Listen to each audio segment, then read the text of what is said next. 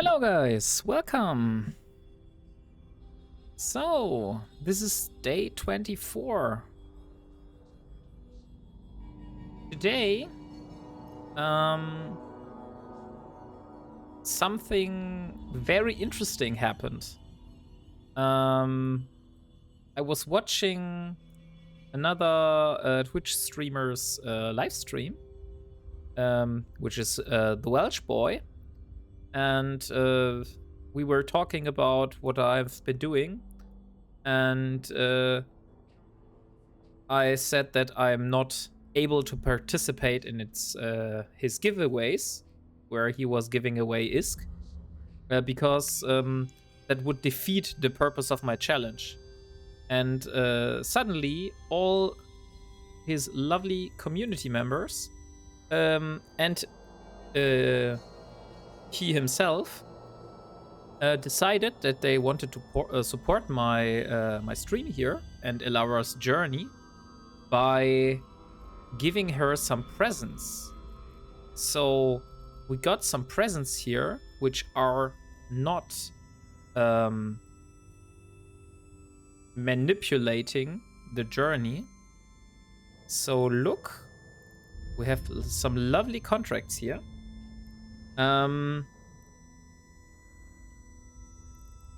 So the first, we have got a Punisher Blood Raider skin, which is not this one,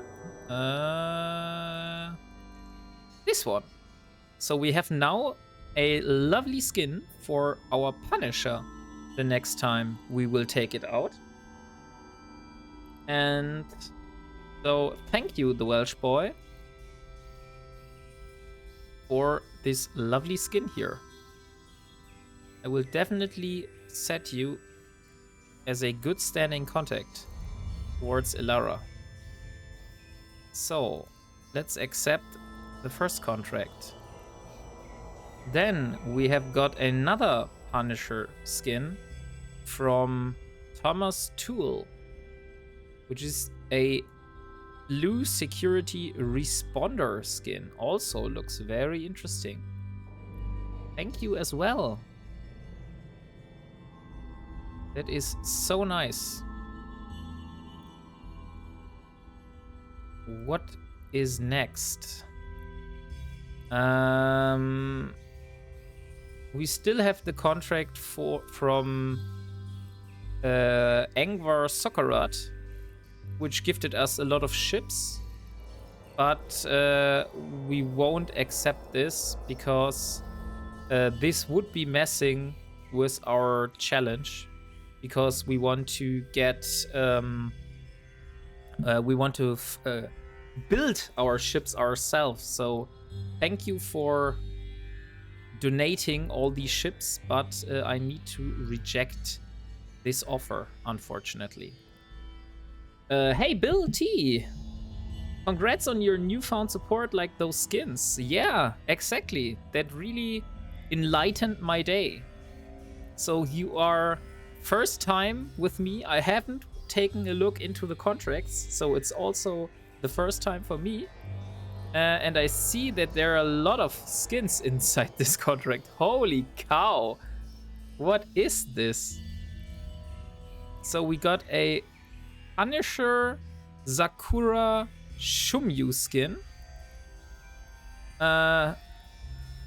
We got a Punisher Shattered Paradigm skin, a Magnate Warp Convergence, a Magnate Semitoke, a Coercer Semitoke, a Coercer Order of Tetramon, an Arbitrator Crown and Swords skin, an Arbitrator Aurora Universalis skin. Thank you so much, Higgs Boson, for this very nice and kind donation. I will gladly accept it. And there we have another one from Thomas, which is another Arbitrator Crowns and Swords skin. Okay, so we have this skin 2 times. So I will accept this, but I will talk to one of those gentlemen and ask them, because I have now 2 of those, if I should send them one of those back. Or maybe when we have a little more people here, and I have found out how to do giveaways, we can try to do to make a giveaway in the future. Thank you so much, Thomas. And there we got another one, which is a Coercer Blood Raider skin. Oh, nice. Also very good looking. Thank you again, Delboy119. And look what we have here. So, this here is the sign that our next goal is going to be the Harbinger. We got a Aurora Universalis skin for the Harbinger. And since Elara has finally finished building her Arbitrator, she's still missing the rigs, but I think we're fine here to see this goal as completed. So the Harbinger will be the next goal. It will be a long goal to work towards because, as you can see, we need 2.8 million tritanium, and this here, not this one,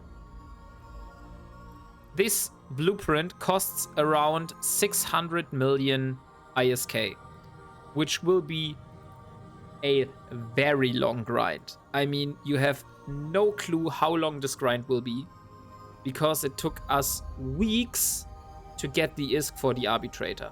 This will take us months, literally months.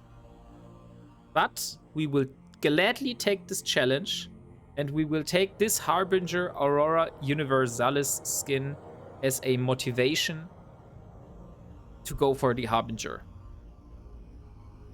And it's also a very lovely looking ship.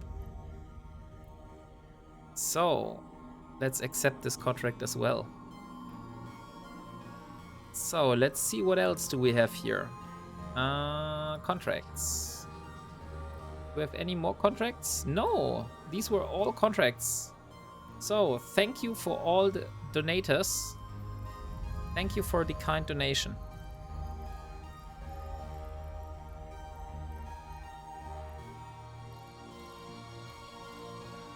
Where the hell have those skins been landing? Oh, it seems they're all over Galantis space. We have one in Jita. We have some in Dodixie. Some in Fricure. And... yeah, okay. So... if I want those skins, I probably should move them all to Simela, right? So I should get a transport ship. You can activate them remotely. Oh, is it like that? So I can just right-click here and activate license. Although I'm not close to this station. Doesn't seem to work. Ah, now. You already have a license, but I haven't got the skin. Why the hell is it showing me? I'm pretty sure I haven't got the Punisher Blood Raider skin. Where's my Punisher? I have it inside the station here. Let's hop into the Punisher. And let's see. So, personalization, Blood Raiders. Oh, we got the... where the hell have we got this skin from? I have absolutely no clue. It seems we already have got the Punisher Blood Raider skin from... oh, now I see it. I got this skin multiple times. I got this from Welsh Boy and also got it from some other person. So, okay. So we have the Punisher Blood Raider skin. Let's see the next one, which is the Arbitrator Crowns and Swords skin. So I will activate this one. Did it activate? I hope. Doesn't. It didn't show me that it activated, but I will move to the Arbitrator. We'll board the ship. And then, look, we have the Crowns and Swords. So, okay, that's why, okay. So, I didn't got it 2 times. It is just very slow in updating. So, although I already have redeemed those 2, I can now, I can't use this one again. It just shows here. But if I activate the license, it will say I have already activated it. Hey, Mapper! So interesting to see upgrades. Yeah, don't know if you were already there when I started, but I've got some lovely donations from some kind souls that donated me some skins for my ships. So I have now a little variation in appearance. I don't need to take the default skin all the time, so I can just use this skin, for example, for my Arbitrator. Did you solve the salvage problem? No, I didn't solve the salvage problem yet. Isn't that cheating, since red uns go faster? Is it like that? I don't know.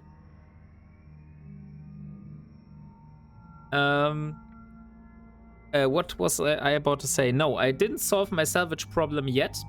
I went another time into the wormholes because people were telling me that the best variant or the best plan to get the salvage would be to do the relic sites, since they give much more of those relics than salvaging wrecks. The last time I spoke with you, I think we talked about maybe I should go after mission runners and scan them down with combat probes. And then I bought a blueprint for combat probes, so you can see it here, where it is, combat probe scanner. And then I just realized that to build those combat probes, it requires strontium class rates. And those here, this stuff is the problem. Because this strontium class rates are only obtained by doing ice mining. And I can't mine ice because I don't have an ice mining laser, nor I can use ice mining drones. So yeah, that's the problem. So I'm currently wasted 5 million ISK on this combat probe scanner blueprint. So we might be able to use that in the future. But for the moment, I think we need to stick with exploration, or I could go the slower route. And the slower route would be to do like the missions and salvage the wrecks. Although this is really goddamn slow, because you get like 1 or 2 maybe of those armor plates from a lot of ships that you salvage, and from a single relic site I would get like 18, 20 different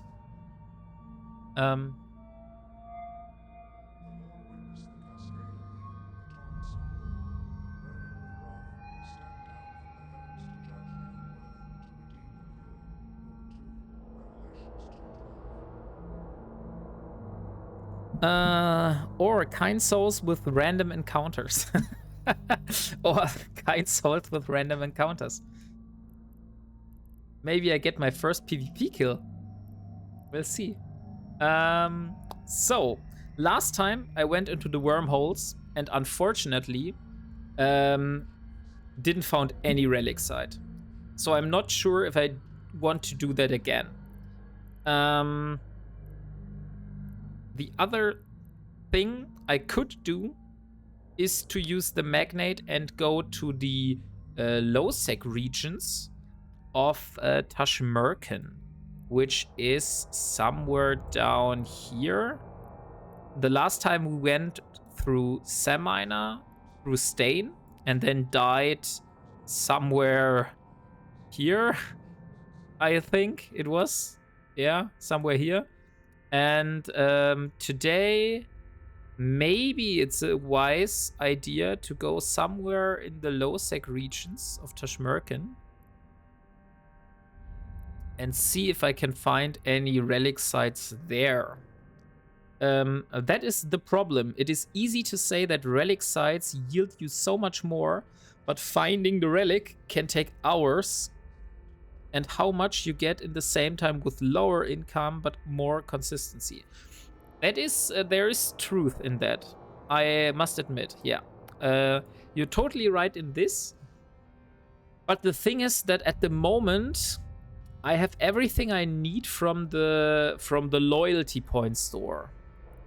So it's really not worth for me anymore to keep doing the loyalty points unless I want those implants here. But they also cost like a lot of ISK, since I can't build any of those ships here. I'm also not able to build any of those ships here because they require planetary interaction. And the last time I did the comparison between not using a where is it? Not using the sister core probe launcher and instead using the normal core probe launcher, and my calculations said that it's like a minor difference using the sister core probe launcher and not using the sister core probe launcher. So that's like so little difference. It does not really make this amount of ISK worthwhile to put it. I know you said you cannot afford Omega, but I was wondering if you had plans for daily injectors that are on sale in the EVE store. Daily injectors that are available from the EVE store? I can't see any. I can't see any daily injectors here. Maybe it's only when you have Omega that you have free daily injectors. Is that possible?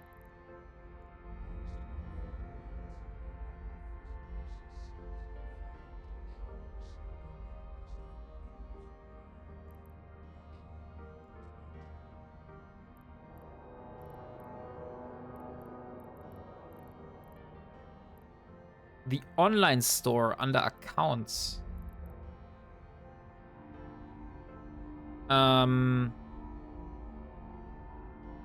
You mean on the official EVE website where you need to pay with like real money?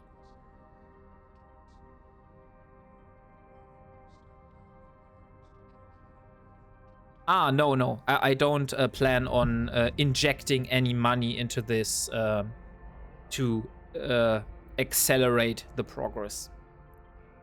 So we will stay alpha as long, and somewhere in the future we may have enough money to get Omega. But for the moment, we will stay alpha. Like, yeah, I know that alpha is way slower, but like I said, I want to stay alpha. And if in the future, if we really want to, for example, get a faction ship and we need a planetary interaction, then we might get Omega. But I would like to try to get Omega inside the game, because I want to have this challenge here in terms beginner friendly. So also newer players alike can like do anything I do in this challenge, and they can see what is possible without paying. And maybe we will hit a barrier in the future, and we see, oh, I need to get Omega to go above this barrier. You can't get Omega inside game since you would have to buy Plex from market, and that would be a sin. Yeah, that's right.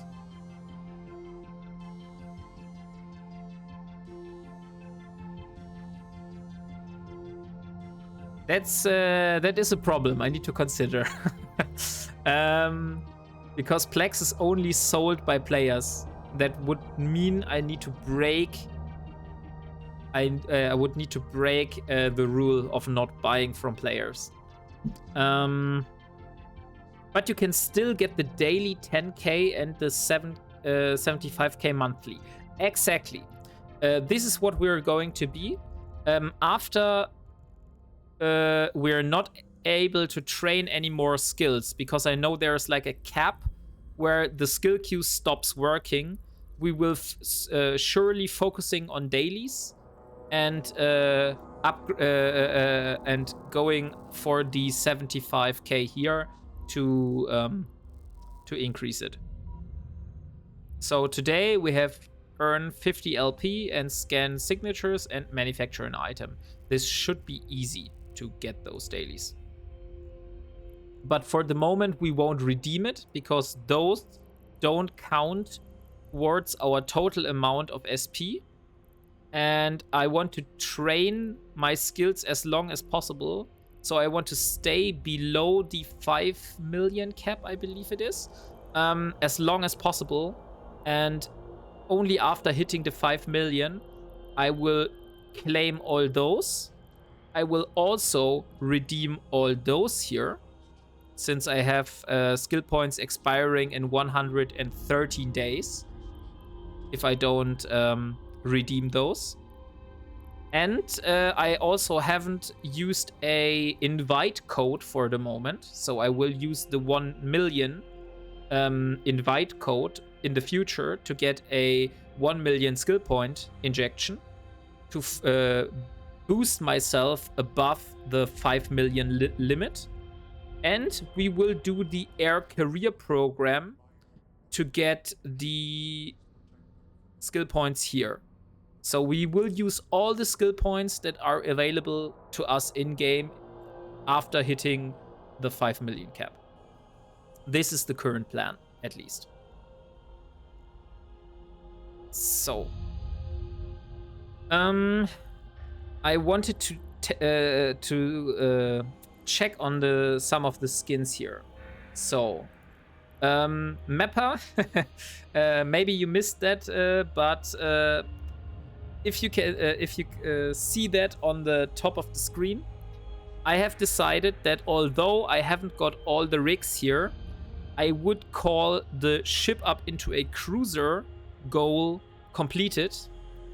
And the next goal, main goal we're working towards, is to build a battle cruiser.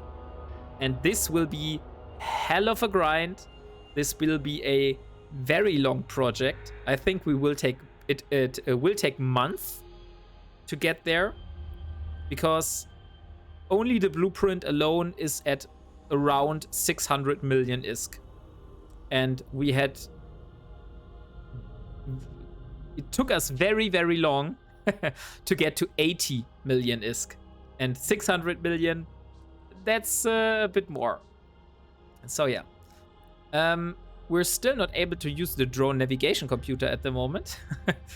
Pocket change, maybe for you. It's not pocket change for me, at least not in this challenge here. And on my character.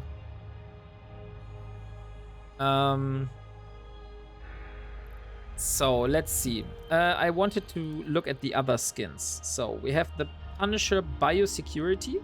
I will also activate this license. And we got the Coercer Blood Raider skin. Let's activate this. Okay. I'm wondering that I'm not getting any nice Freudian slip up.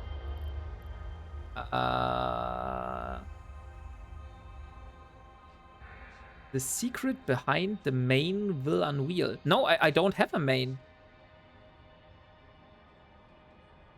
Like that's I'm dead serious. I don't have a main character. This is my only account.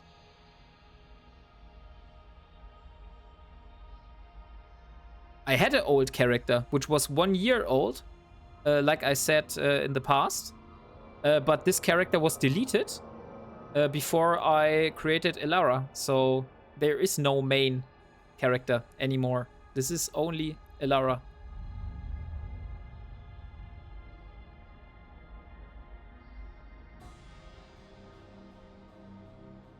Like, I'm not completely new to Eve. I had a character that was 1 year old. I wasn't playing the whole year. I did some abyssals with the Gila. I think it was an active or a passive Gila. I don't remember. And I did a lot of abyssal sites. And then got bored, went away from the game, came back, started the challenge, threw the challenge away, restarted, and deleted the character and went with Elara.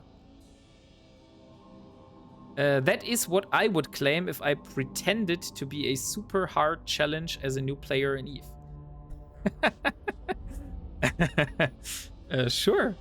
How am I able to... what is the word called? How am I able to show you that I don't have another main character?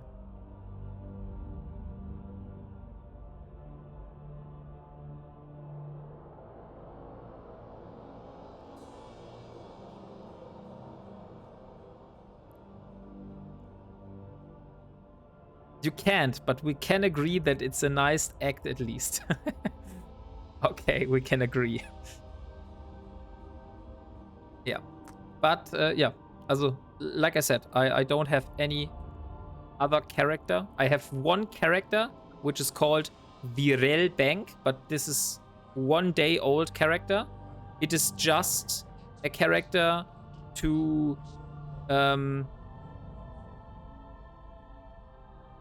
I have some RP thing in mind I want to do in the future with Elara's past, and this is a character I have created for this. But it's day 1. It's still in the station and has nothing on it. Is your drone navigator active? It looks faded out. No, the drone navigation computer is not yet activated, because you can see here I need drone navigation level 3, and currently the skill queue is doing light drone operation and then going for hull upgrades and some compensation skills, and we have drone navigation level 3 down here. So we first go full into interfacing and sharpshooting and get as much damage and resistances as possible, and then we go for drone navigation. But I still have this module in here already. We just I'm just not able to use it yet.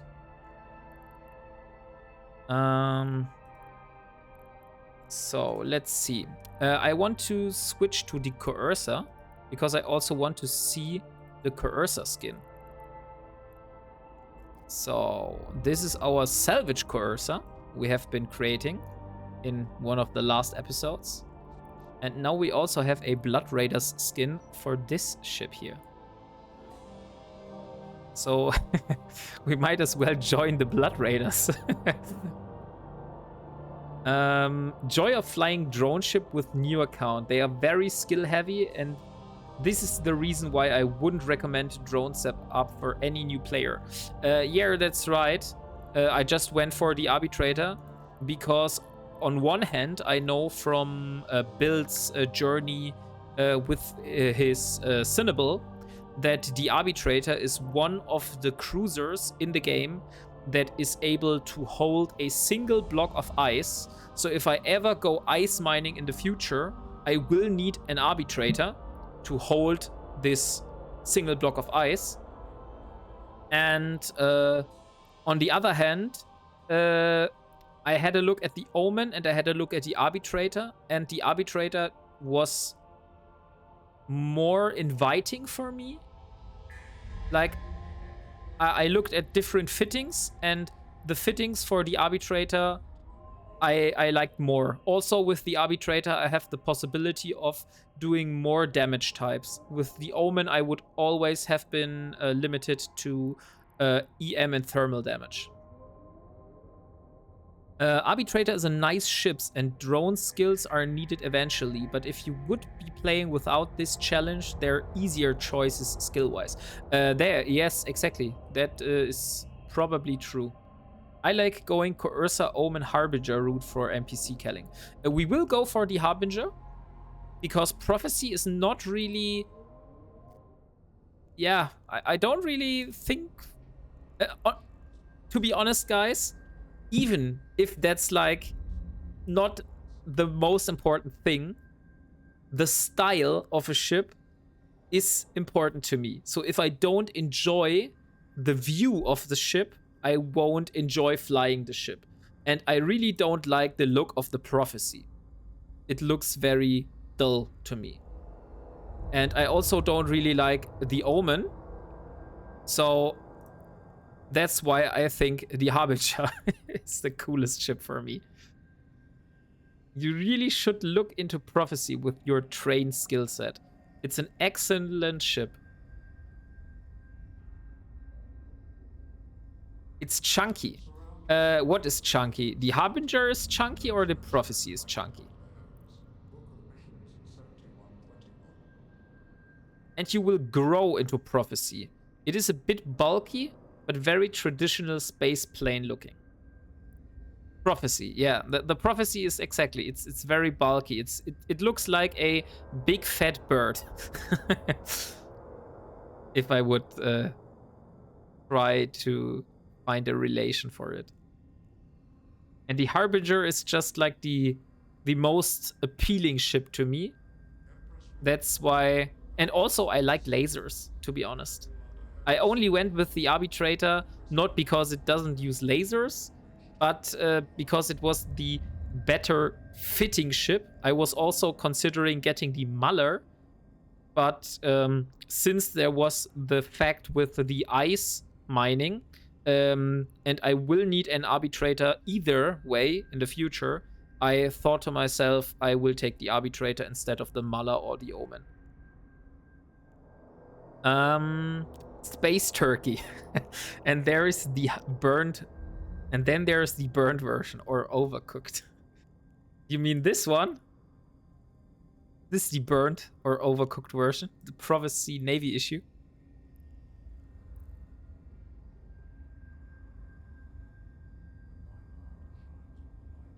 So, what else? Oh hell.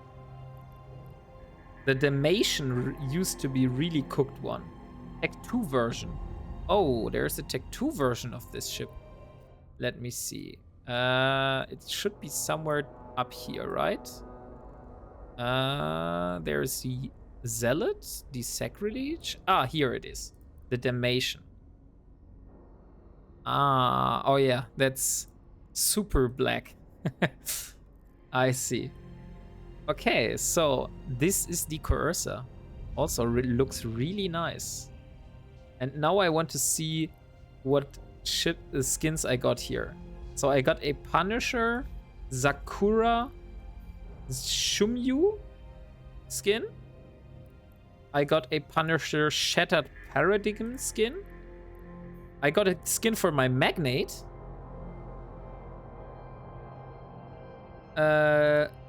Convergence. I need to get into the Magnate and take a look at this skin.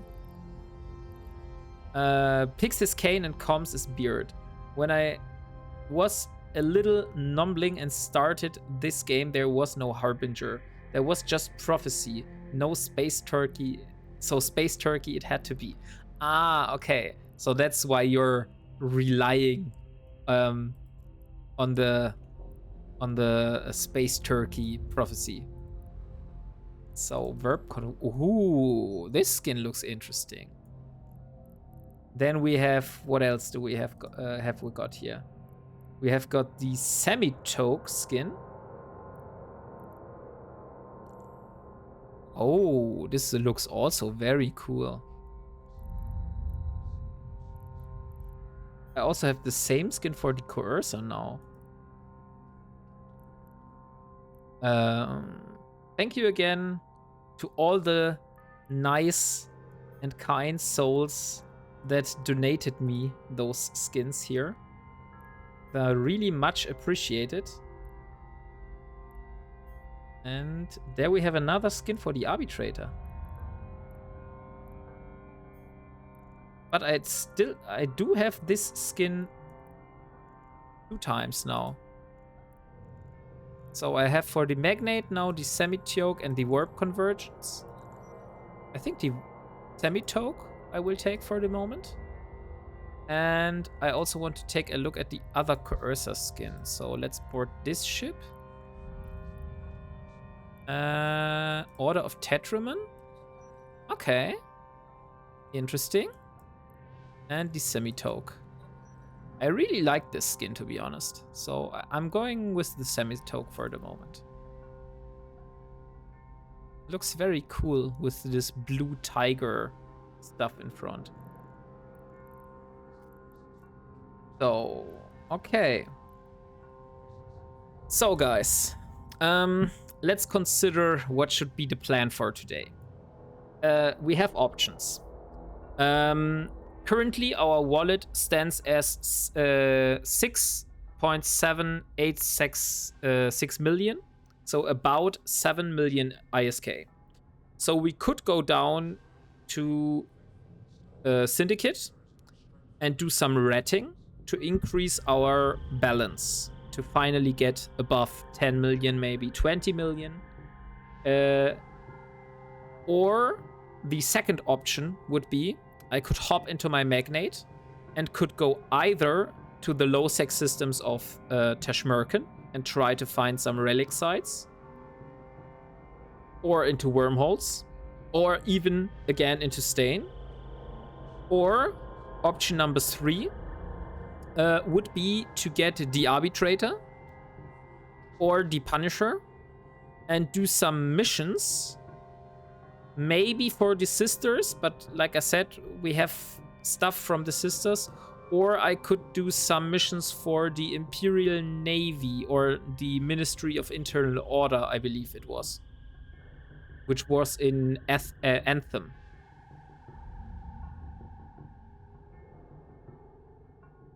So, the decision is up to you. What should we do today?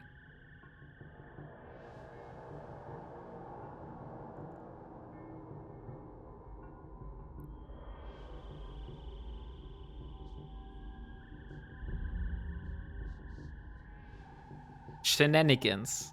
What do you mean by shenanigans?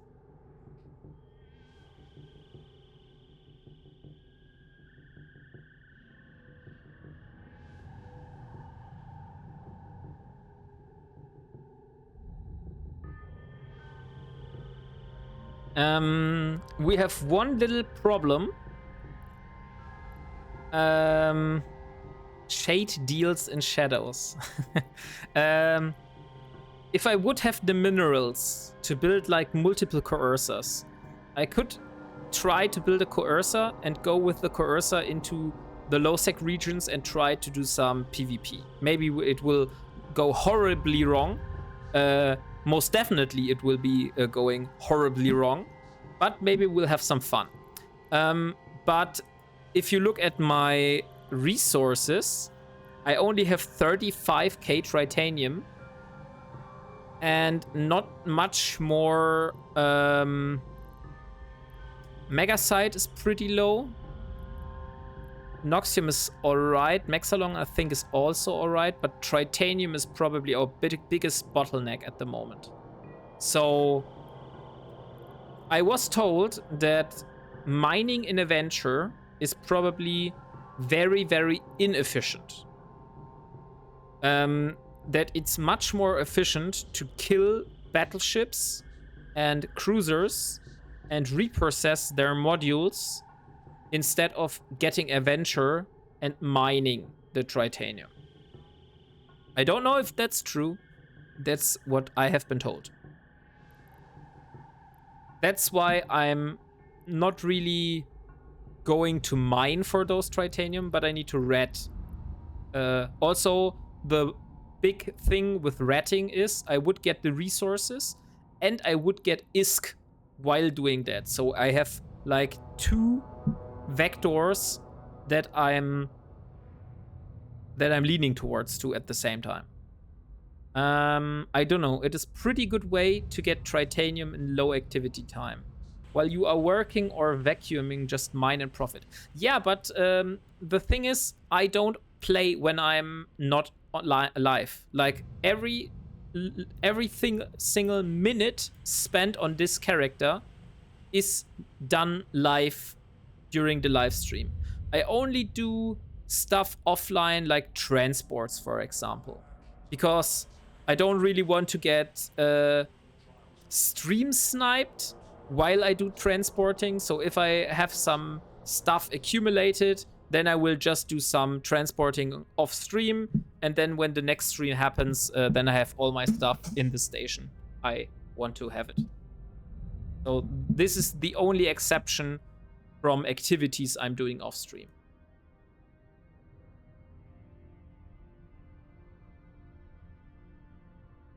But I'm not playing EVE while working or vacuuming.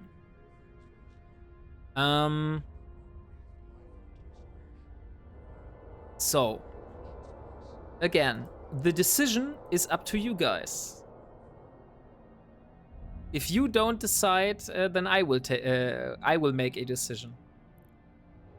And because our minerals are pretty low at the moment, and also the ISK wallet isn't that good, I will probably vote for ratting. Even though this might not be the most interesting activity to watch.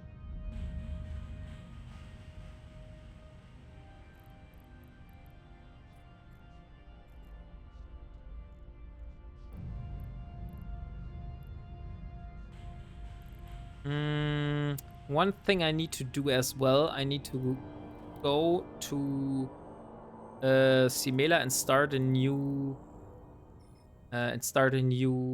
material efficiency research on the Coercer.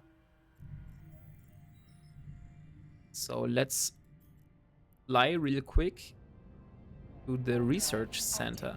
Okay, so Bill also votes for ratting.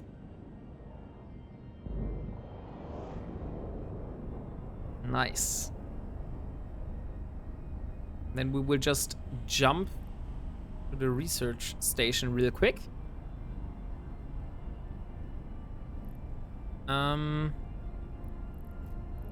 We need to manufacture an item for the dailies. And we need to earn LP. So we need to do 1 mission. So what I will be doing, I will be doing 1 mission here in Simela. And after that, we're going down to Syndicate and we'll start ratting again. So here we are. Let's deliver. And let's see what kind of material efficiency research we do today. So this is still very inefficient, I think, to do 34 days for 1%. 3 days on the Coercer is probably good. I also could do some material efficiency on the Magnate, although this is a frigate, and the smaller the ship, the less the percentages are coming into play. So the bigger the ship, like for the Coercer, for example, I will save much more resources than in comparison for the Magnate, for example. I would check with Axel what is the difference of those me levels. It is very small. You mean the material efficiency levels? Yeah. Yeah, I know that it's very small, the difference, but it's we need every percentage we can get, basically. But for the moment, this is too expensive. Like, I won't spend 4 million at the moment to get 1% material efficiency. But on the other hand, 188,000 ISK for 1%. That sounds like a good deal, right? There's a payback time, how many ships you need to build to get that compensated. Compensated in terms of what? The ISK that you spent?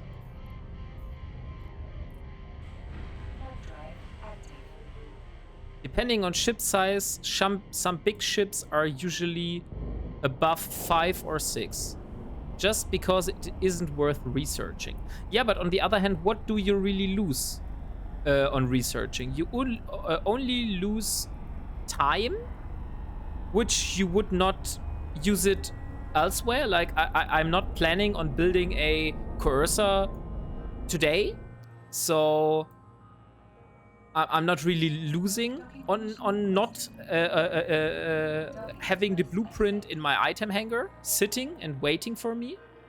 And on the other hand, it's 188k ISK, so it's 200,000 ISK. That's like one ship that I need to kill to get this ISK back. So I don't think that it's that's much of an invest that I take here, right? There is a payback time for not making copies that you can sell. Yeah, if you would go for selling the copies, but I'm not planning on making any copies to sell. I'm only using those blueprints for myself, so I'm not missing out on anything. So the only thing I'm missing out is the time for not making copies for myself, but why I need copies if I have the blueprints myself in my item hangar, right? So this math is only applying if you are selling blueprints to the market, which I'm not doing.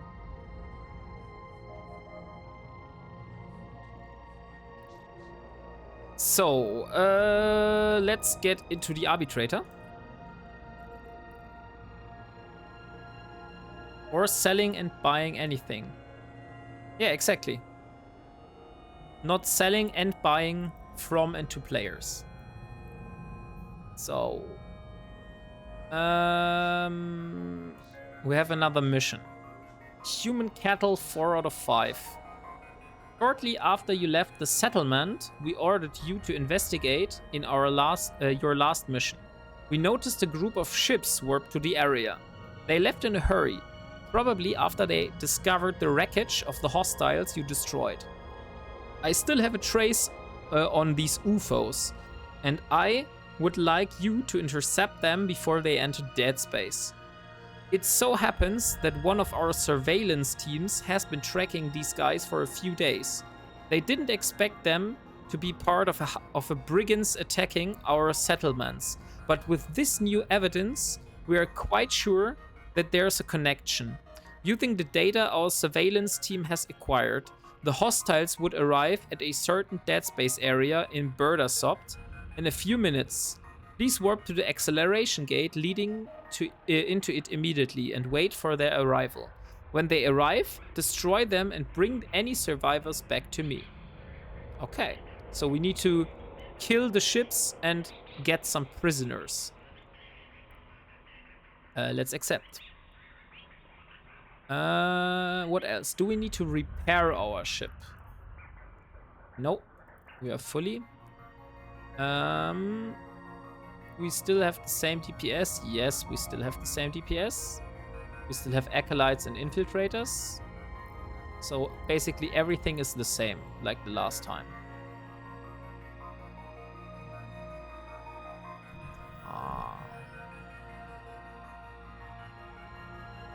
Although it's only a skin, this skin makes so much difference just in the visual appearance of this ship.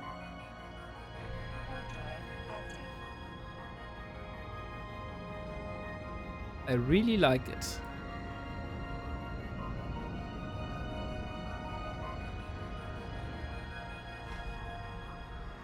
Oh, look, and there I have some... Oh, nice! The omnidirectional tracking link is now available. But I don't have a script. So I would need an optimal range script or a tracking speed script. So I should get some blueprints for this as well. When you need to get in that next system, spend some time looking at what is around. It's a nice system. So you mean the... I should investigate the skybox?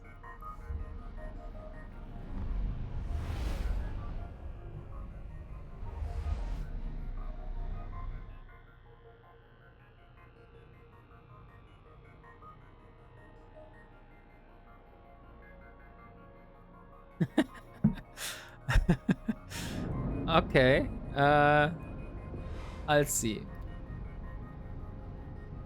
So I see a venture. I see another council diplomatic shuttle. Is that you? Again, with the council diplomatic shuttle again?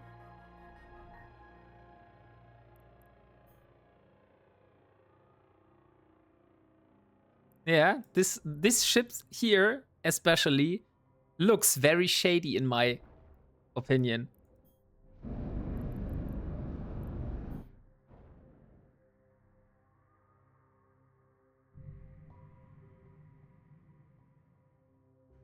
Look where it was. Oh, it's Black Lily again. Yeah.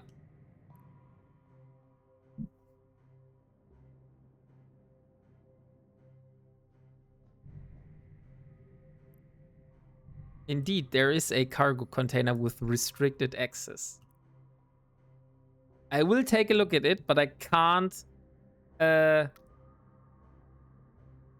guarantee that I will take what's inside this cargo container. And it's also pretty far away. And I can't warp there. So I need to slow boat 120 kilometers.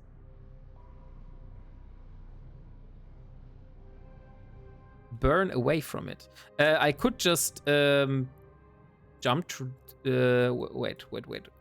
I know what I can do. I can... Where it is? Council Diplomatic Shuttle. Here it is. And here it is. So I will save the location. Shady stuff. And then I will jump at this planet here. And then I will return.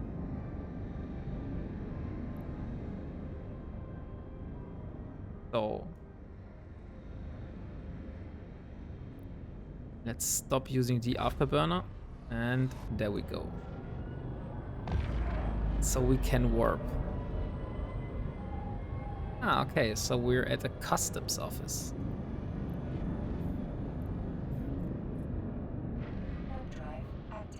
So let's see what shady stuff this Council Diplomatic Shuttle has been doing there. Totally random encounters in space.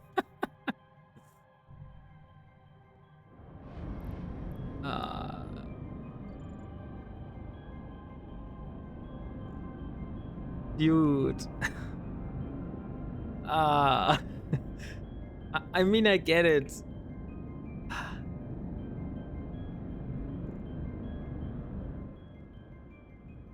It is random encounter, I must admit, yeah. We haven't met before. It's a random player. And I has just randomly found it. So it is some armor plates.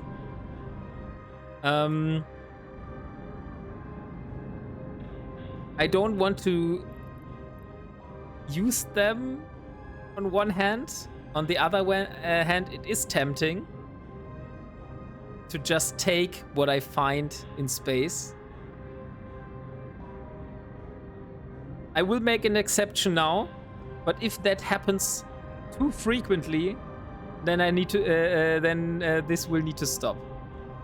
Okay?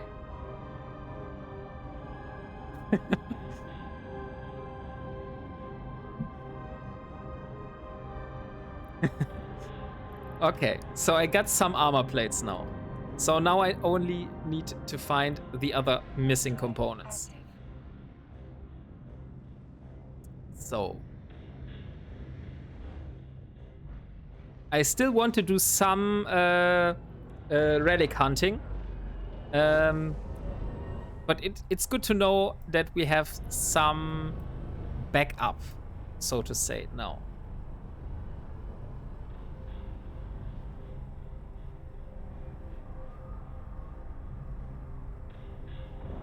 Okay, so unfortunately, all those sites here are gated.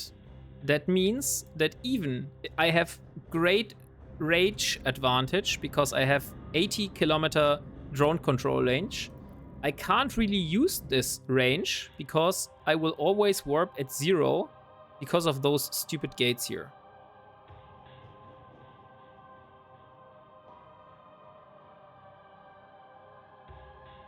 But I will try to burn away. I use my small drones. So 1, 2, 3, 4, 5.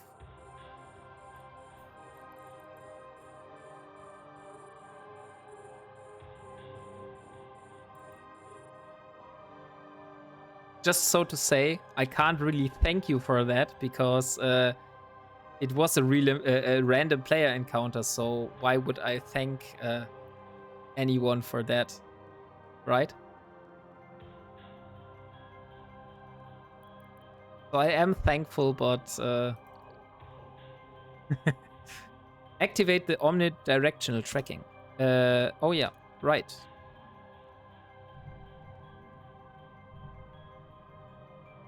Now we have the interceptor. I think my damage type for the drones is probably not the right one here, right? We are doing EM and thermal. And this one has pretty high resistances in EM. Rapper should go online already. Really, should I always keep the Rapper running? Because it will drain out my capacitor really quickly. I'm normally activating my repairer once it hits like 50% of my armor. This is like what I usually do.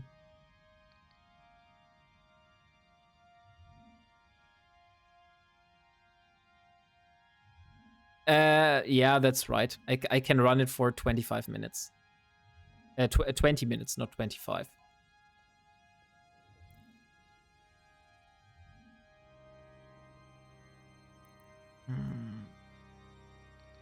But I need the my afterburner to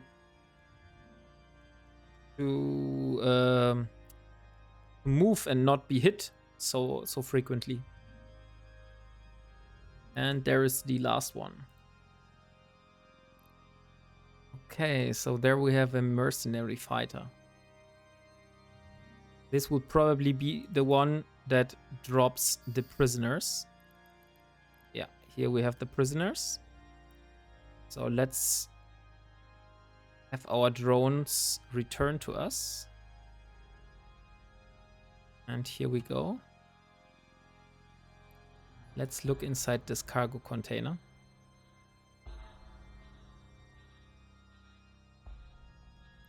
And there are the prisoners. And now we will jump back to Themela. Not really. They will hit you anyway. It is only to move around and mitigate some heavier damage. When you get the rep amount rigs in, you will be pushing high enough tank for most level 3 missions. This is one thing I definitely want to try out. I want to definitely get into level 3 missions and see if it is able to compete with the ISK I'm able to pull off from belt ratting in Syndicate. Or even if it's not able to compete, but it is a... I can do it in high sec. So it's an alternative way of getting ISK. I don't need to move down to nullsec every time, which is kind of tedious.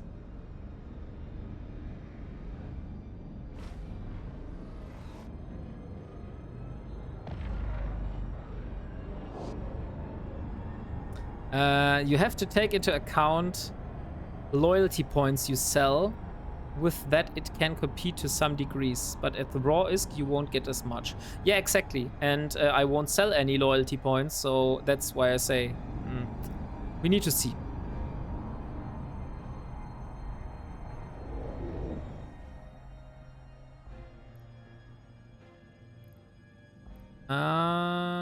So let's dock again.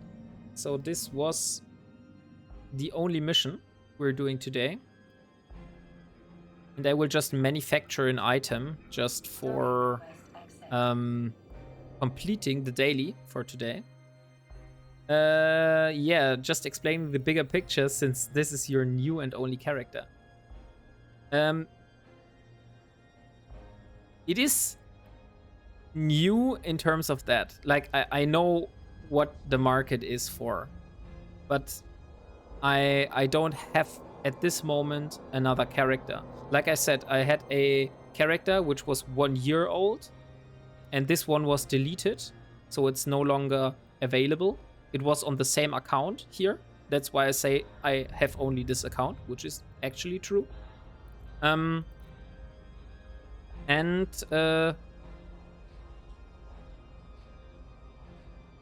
Yeah. I don't know what I can say anymore. And this will be for the time being. Like, I'm not a person that prefers to have multiple accounts and play with multiple characters.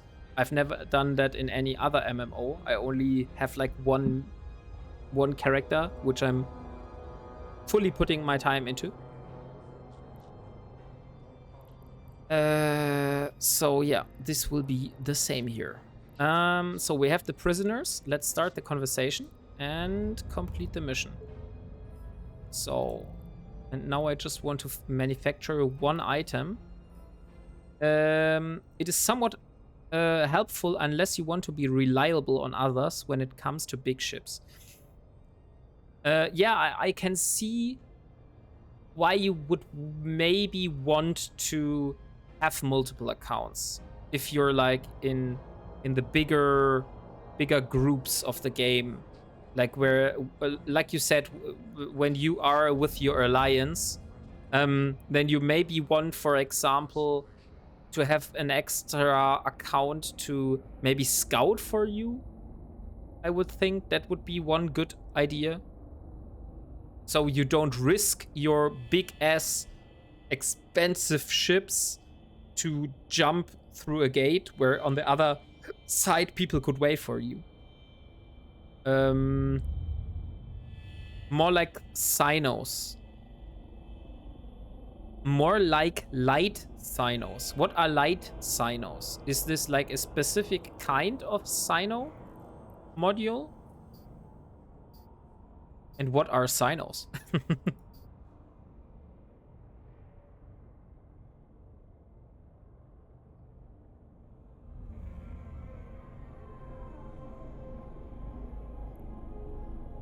Armor plates go. I will put them inside this container here for the moment. So the rest of the module go inside the item hanger. And then I will do the industry. And what else should I manufacture? I will take a salvager. The salvager is pretty expensive though.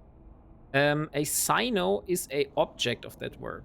Sino is short for cynosural field that is used by big ships to jump to. So it's kind of a beacon, right?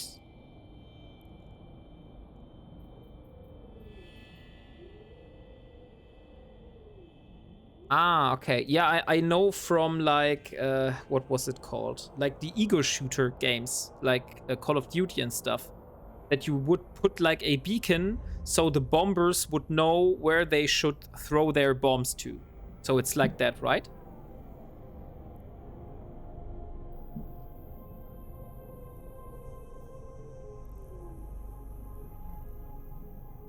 Okay, got it. Yeah, maybe just one little thing. I don't have anything I need produced at the moment. So I will just do anything that is like really cheap. Maybe a heatsink. Won't need missiles for the moment. Nanofibers. Nanofibers are always cheap. I will just do one nanofiber. So let's do one nanofiber. Okay. So now we have completed the daily. And I will go and... I only have one Amarian shuttle. So I need another shuttle. Do I have a shuttle blueprint here? And of course I don't have the shuttle blueprint. Where is my shuttle blueprint? I know I had one. It is in the pharmaceuticals biotech lab. Similar, but instead of dropping a bomb, ships can teleport to that point. Okay, so you can just ignore the gates. You can jump directly to the location where this beacon was lit.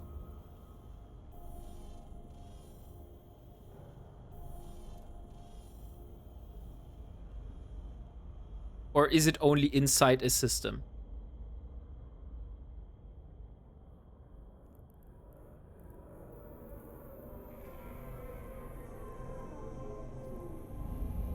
Okay. I think I'm feeling risky today. I will just go and take my capsule down there. Since I don't have a shuttle at the moment. Yeah, no problem. I can repeat what I said. I was saying that if this Sino, is it like you light it and you can jump directly from like over systems? Or is it like in the same system? You need to be in the same system to use this Sino beacon.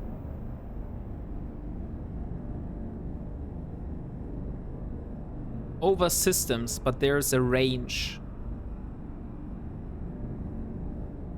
Ah, okay, so you can jump like 3 systems, for example. You could be 3 systems away, you could lit that Sino, and then you can jump through to it. And how would you see that Sino? Because if it's not in your system, then it won't show up on your overview, right?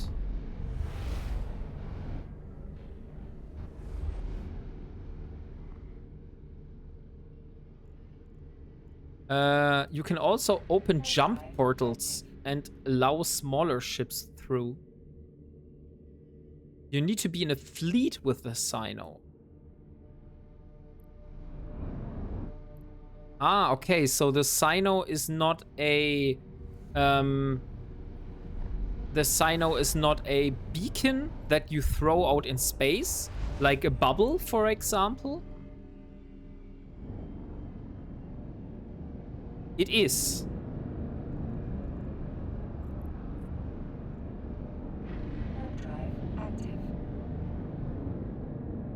But it's like a personal beacon for your fleet. Ah, okay, so I think I understand how this is working.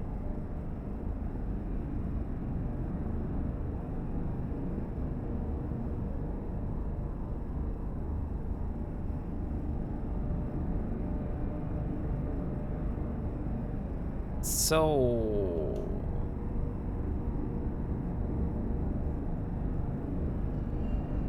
what else do we have here? Okay, we finished. We got the 10,000. It is like the beacons on Gondor. Gundor. What is Gundor? Is that something related to the Goons faction in Eve? Or not faction, but the Goon Alliance. It's a small pun. Okay, so it's an insider I'm not getting.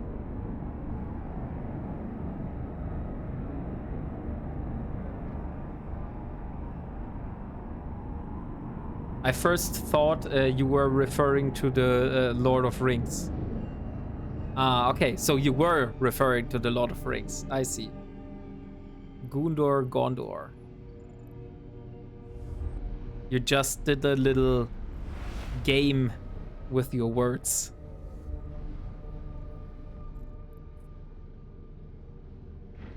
Drive active. So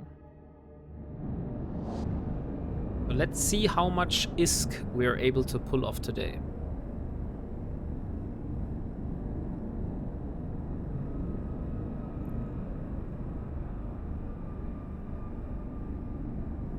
I would really like to see 10 million ISK at the end of the day would be nice. I think we should be able to pull that off.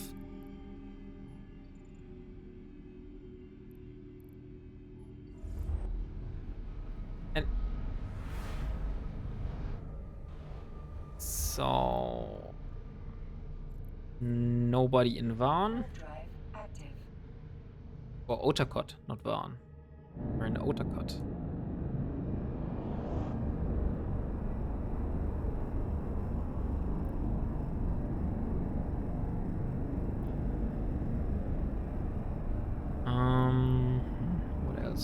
What else?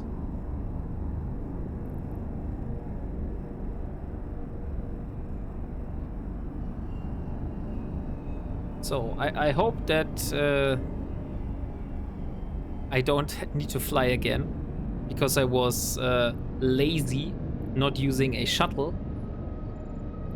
But I have so much shuttles down in Syndicate, because I'm always flying down there and then I'm suiciding myself up again into Simela, that I honestly don't need another shuttle there. I have like 5 shuttles in Syndicate. So that's why I decided to go with the capsule today.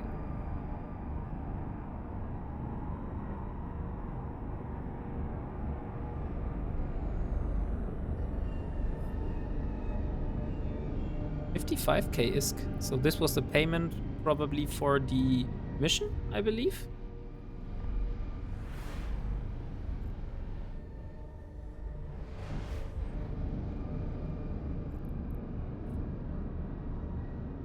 So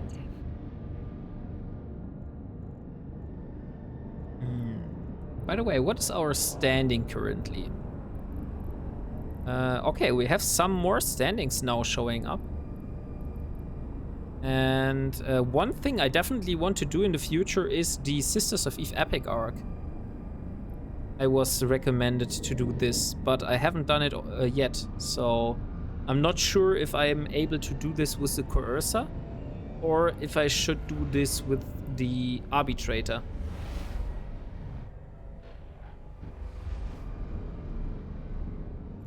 Or maybe the Punisher? But is a Punisher able to do the Sisters of Eve Epic arc?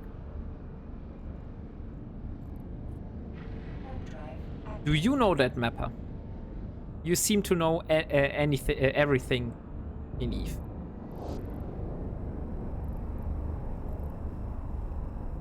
Is a Punisher able to do Sisters of Eve Epic arc? Bit so and so with good skills and fit, yes. Okay, so I will show you the fitting, and then you can tell me if my Punisher is able to do it. Because otherwise, I will need to do it with the Coercer. Problem is, you need to push over 100 DPS. I have exactly 101 DPS. But I also have only 43 seconds of cap if I'm using all my repairers. I could use only one repairer. Then I would have 2 minutes and 24 seconds. But I'm also not using any rigs yet. So I could maybe get some rigs and then it would be better.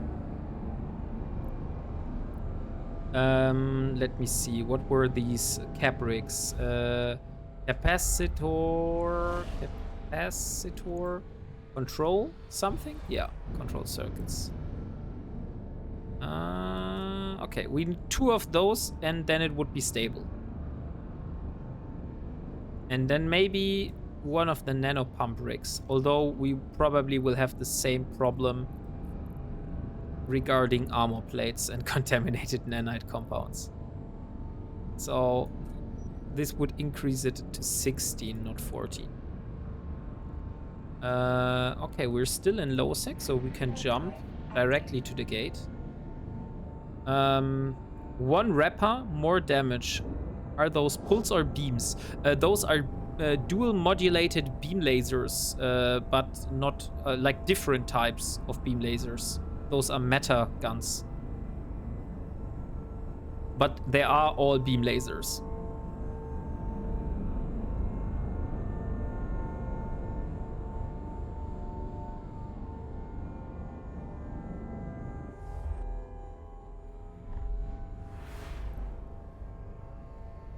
Because if it is possible to do it with the Punisher, then I would definitely want to try it with the Punisher.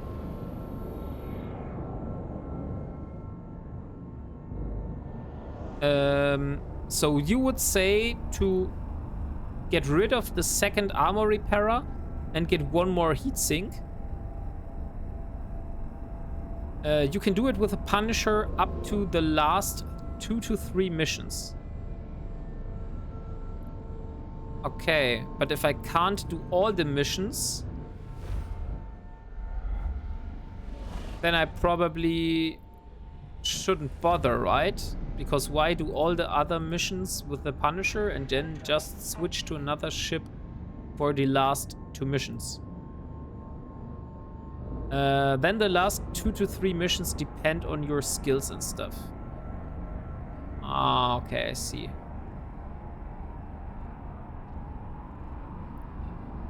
So what if I get a 3rd capacitor control circuit? Okay, this would still make not much of a difference. It makes traveling easy.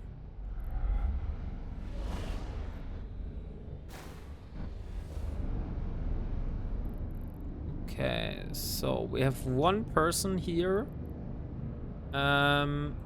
We will be jumping to a random location. Since I don't want to do the same mistake I did in Stain and just jump gate to gate and directly land into a bubble. It was like so stupid of me. So I want to jump to a moon. And then I will jump towards the spot here. Or KLYN.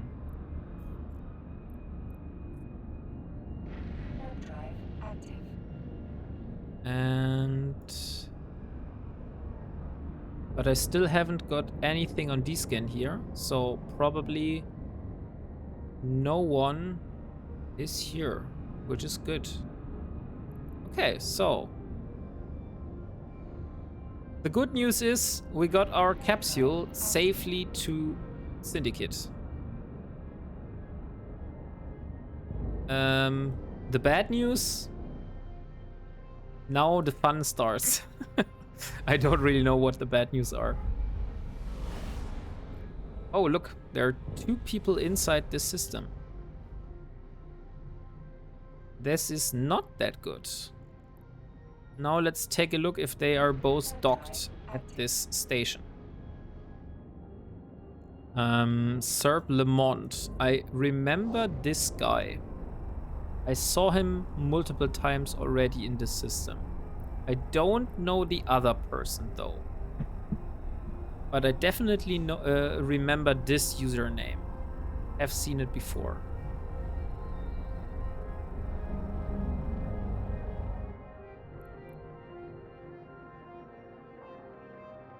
Docking permission requested. Docking request accepted.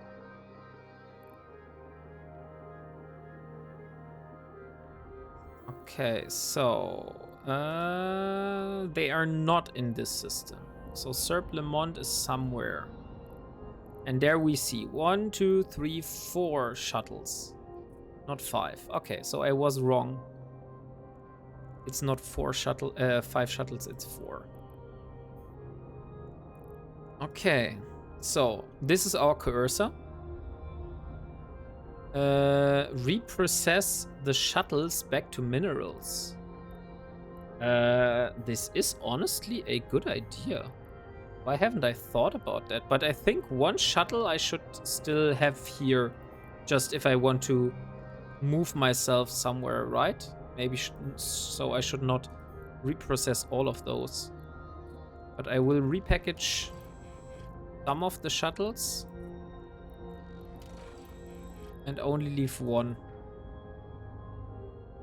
You should also set up a jump clone here. Actually, I have one clone here. I have installed one clone in the past.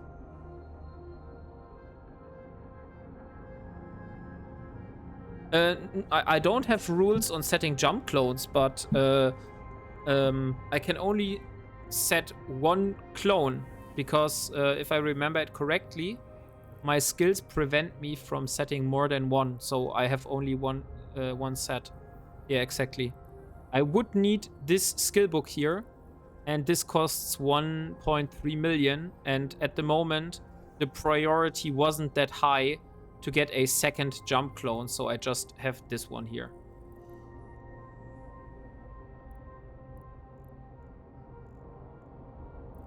But on the other hand, each time I'm jumping, that I need to pay 1 million. And if I have a total amount of 6 million, that's kind of harsh to pay 1 million just to jump here. That's why for the past, I have been leading towards just jumping the few jumps down here instead of paying 1 million, you know? So what skin do I want to take? Should I take the Blood Raiders or the Semi-Toke? I think I will go with the Semi-Toke. Maybe next time we will take the Blood Raider skin. But for the moment, I think the Semi-Toke looks pretty cool. Okay, so let's go somewhere and see what ships we can find. Maybe we're even lucky and we get another one of those faction drops. Because that yielded a very high bounty. And not faction drops, faction spawns.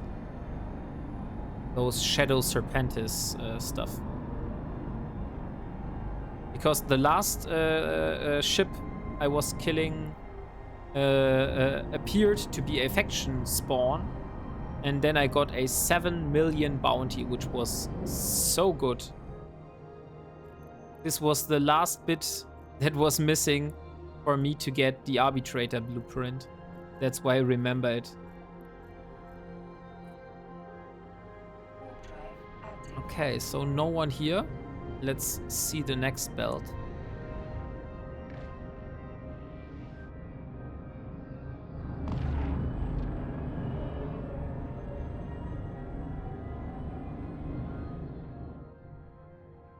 By the way, if you see anything I'm doing wrong, Mappa,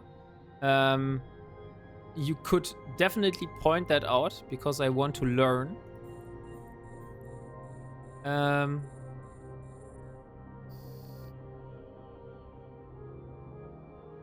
So yeah. I'm always happy to learn something new.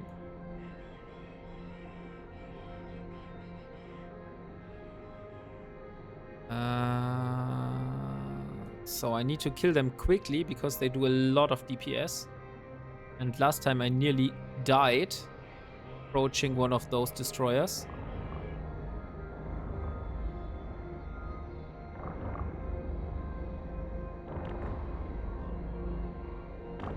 Okay, there we go. Did you say I shouldn't I shouldn't circle those? I somehow have in my mind that you said to me I shouldn't be orbiting those and instead approach them directly to hit them better.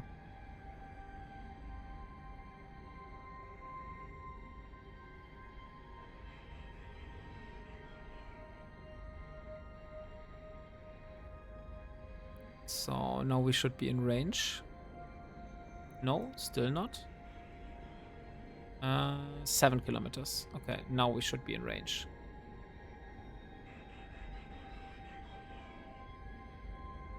And okay, there it goes. And now the last and final ship with is the wing leader. And it jumps away. Why the hell? Why the hell do those ships always decide to jump away after I killed a few of their comrades?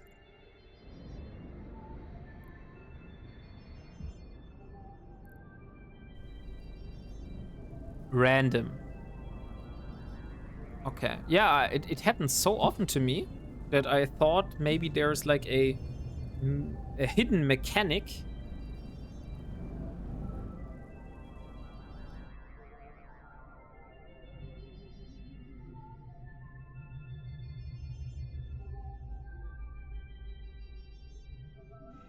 So, okay, got some acolytes, but nothing crazy here.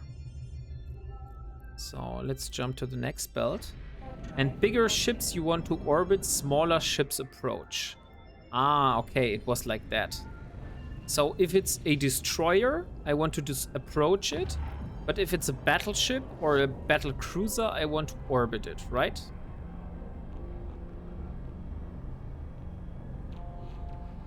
Okay. Then the next time I will directly approach the destroyers. Okay, so those are only cruisers and battle cruisers. That means I should to orbit them.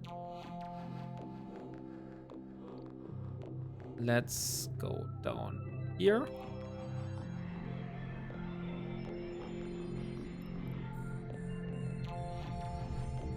But if there is a battleship on the field, don't approach directly anything since your transversal speed drops. All will hit you well. Okay. So... But now I should orbit all of those ships, since they are cruisers and battle cruisers. Okay. And I should start using my repairer again. So, let's kill this Serpentis infantry.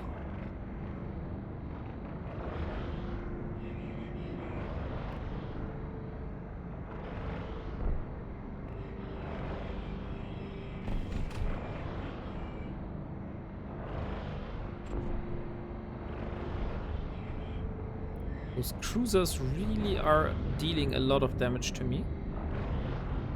The battle cruisers are not really the problem. But those cruisers do hit me.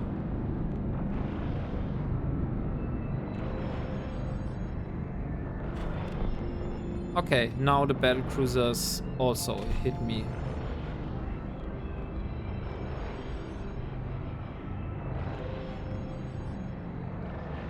Cruisers and battle cruisers are the worst for destroyers.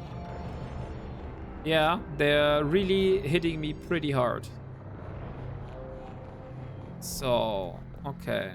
Now I will be approaching like this. Maybe even higher, like this.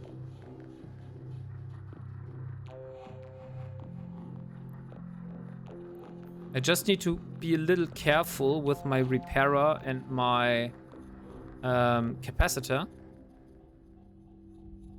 since it's already pretty low. Since you're large enough for them to hit you and slow enough for them to track you. Okay, I see. So if I would be in a cruiser, I would be at a better spot because I would be slow, but I would be also much more tanky in terms of the cruiser, of the destroyer, which is slow, but it's tanking a lot less.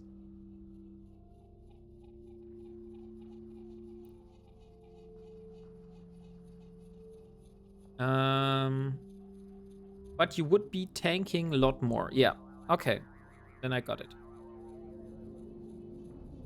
So let's see what those battle cruisers... Once I'm in range, those battle cruisers really are not a big problem anymore. The biggest problem is always approaching them.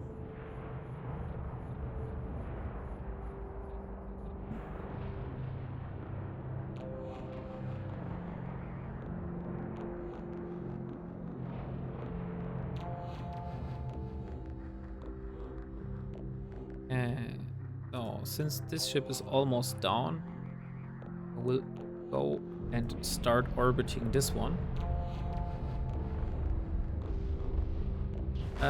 Cruisers take significantly less damage from battleships compared to battle cruisers.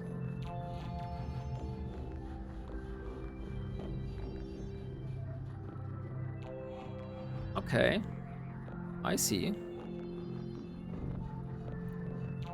Yeah, at the moment, I think it's not really worth it to take the arbitrator down here.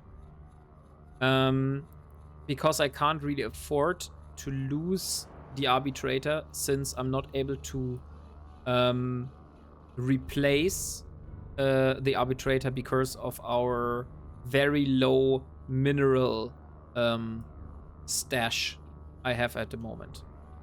But in the future, once I'm able to build like 2 or 3 of those, maybe I'll take the arbitrator down here as well and try to maybe do some of the combat sites, like the green anomalies, not the stuff that I need to scan down.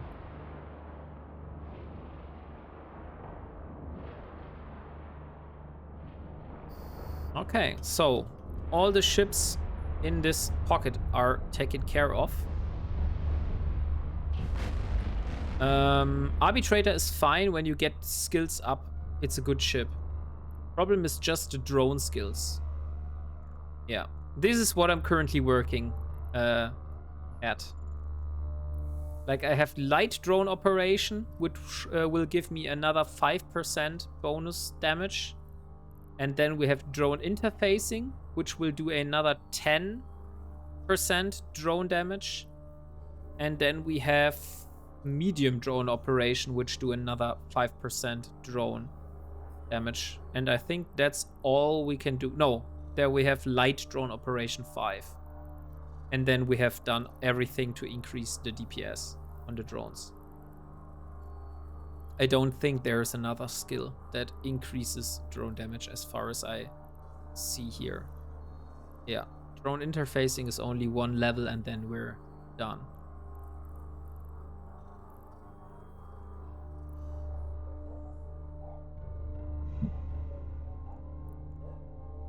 Okay. We got some hammerheads, some acolytes, and it seems they changed some icons. I don't remember seeing this one. This is a sensor booster. Yeah, sensor booster definitely looked different the last time I had a look at it.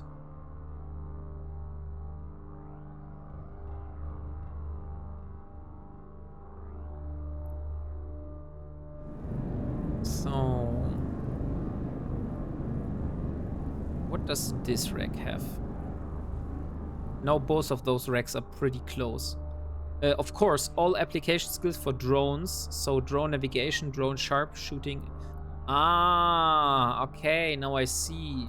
So what I was referring to is what skills improve the DPS. And what you're saying, which you're totally right, is that you don't need to only look at the raw DPS, But you should rather also take a look at the application, Active. because that's also improving your damage that you do. Application is an integral part of damage. Yeah, okay, yeah. Then I was a little bit short-sighted there.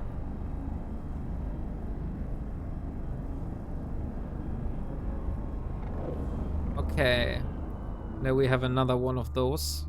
A lot of cruisers and two battle cruisers.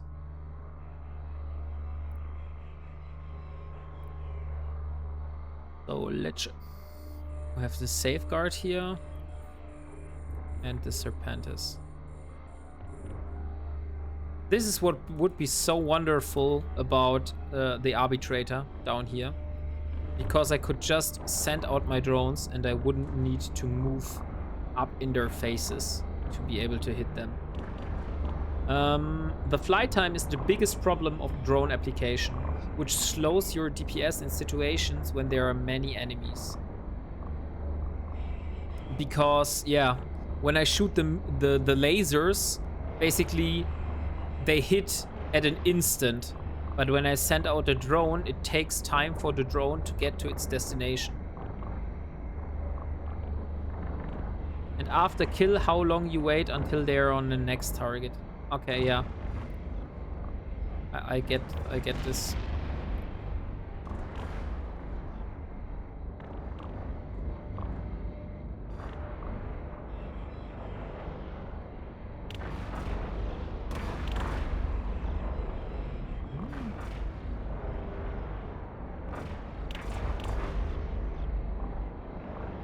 This time I'm doing better.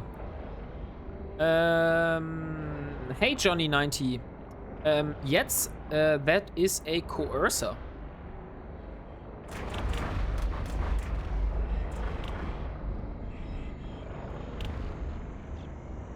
Yeah, welcome to the stream. So what I'm doing here, if you don't know that already, is that I'm playing Eve in a different manner, where I'm not using the market and I'm not selling or buying from players, but I'm only selling or buying from NPCs, and I'm trying to build everything myself. So we started with a Corvette, and then over the last 23 episodes, I built myself up from a Corvette up to a cruiser now.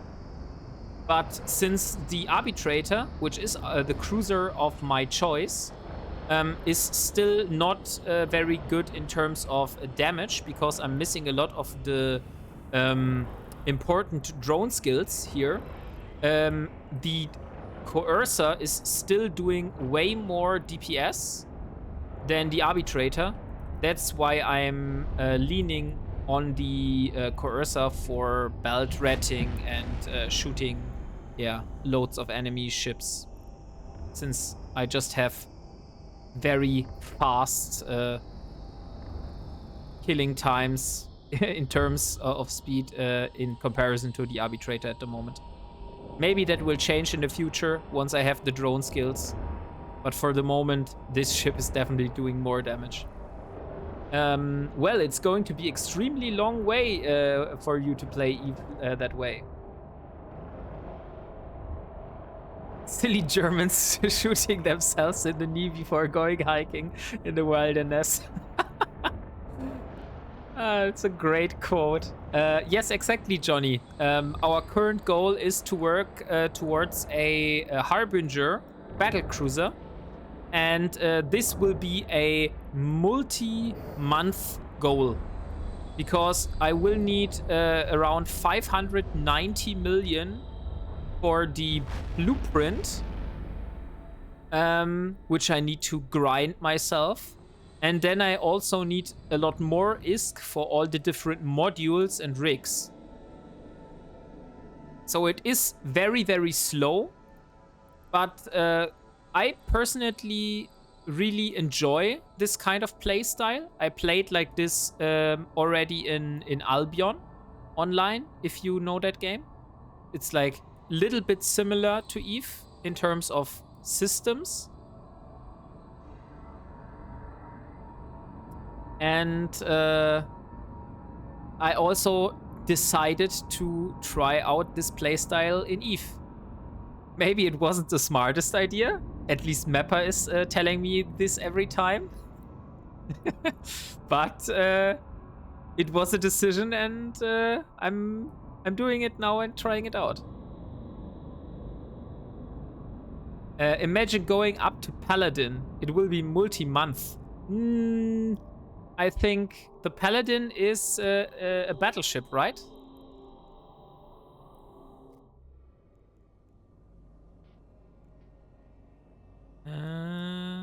Abaddon, Apocalypse, Armageddon. No, it's not here. It's not here. Oh, it's a Marauder. I see. So Paladin is a Marauder. Tech 2 battlecruiser. For a Tech 2 ship battlecruiser, you will be playing a year solo with luck on your side. Yeah. But I'm not planning on doing the Tech 2 battlecruiser, but the Tech 1 battlecruiser. Because I'm also playing as an alpha character. And because I haven't shot myself into the knee enough.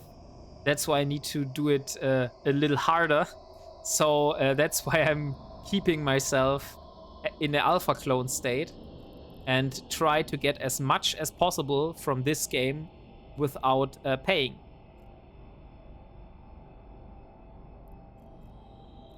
We might get Omega in the future. We'll see. But for the moment, I'll stick with the alpha. For the Moongoo, I have a way to do this. Because I have a friend in my corporation, basically, not like a corp mate of mine, which already has a Harbinger. And he said that he got all the Moongoo by ninja mining moons from other corporations. So there is a possibility to get the Moongoo, but it will be also a long time until I have all the stuff ready. In a way, it's a good way to learn all the mechanics, and then you can just start playing for real. Yeah, maybe. Like, I don't know what the future is having for me, but maybe after I have done a lot of different goals and I have basically got all the stuff I want from this playstyle, maybe I will change my way of playing. But for the moment, this will definitely be the way. Is your corporation accepting applications? I think, yeah. Let me see. I can show you. The only stuff that you need is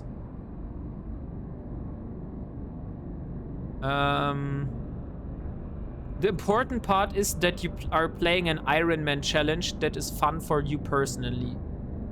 So this is basically the only restriction that the corporation has, that you need to play also as an like Ironman challenge, but you can define the rules of that playstyle yourself.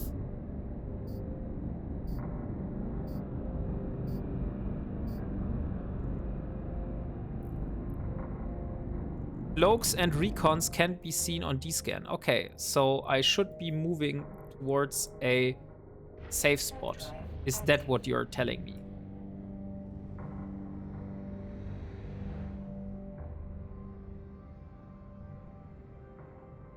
Then I will do that.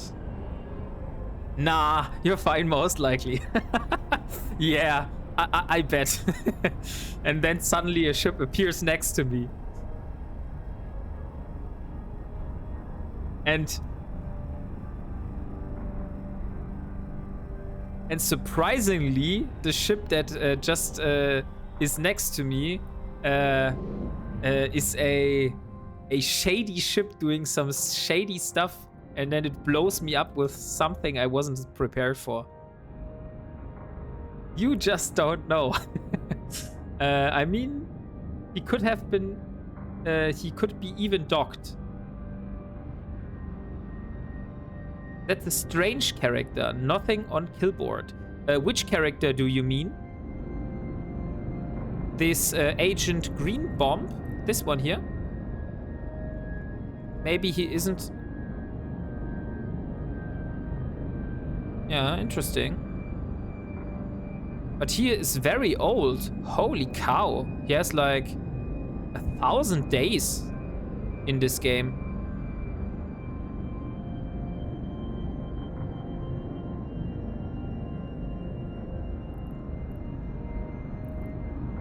That's indeed very strange to play for such a long time and haven't killed or been killed any time in the game.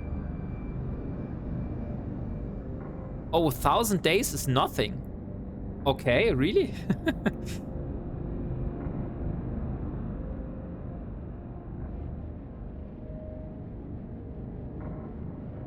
I mean, in comparison to Mappa, probably, it's not a long time. But for me, it is a long time.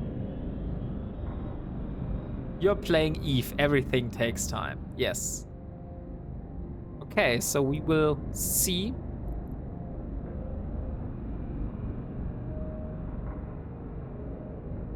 But since that Agent Green Bomb hasn't been taking part in any killings and wasn't like anywhere on the kill board, should it? He could be a covert signer. Okay, now he left the system, so we're able to return. I started in 2015, so I am a 10-year-old in Eve. Holy cow, that's also very old. How long have you been playing Mappa? Gee, hey, what's up, mate?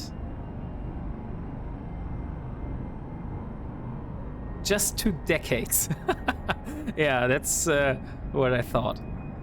I think you're the oldest man here in the chat in terms of playtime. My first tune was made in August 2003.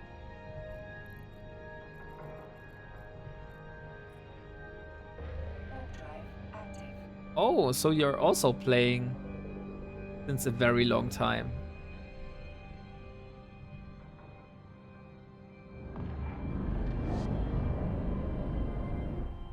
Yeah. Well, you low SP scrub, Jihi. You taken breaks and have subpar SPS counts. But I lost that for over a decade. Is it like that? Okay, I see. Yeah, maybe. Like with many maybes in the future, if I get bored of this playstyle, maybe I should join the goons and have fun with you guys down where you live. But that's like many maybes, and also probably won't be happening in the next years.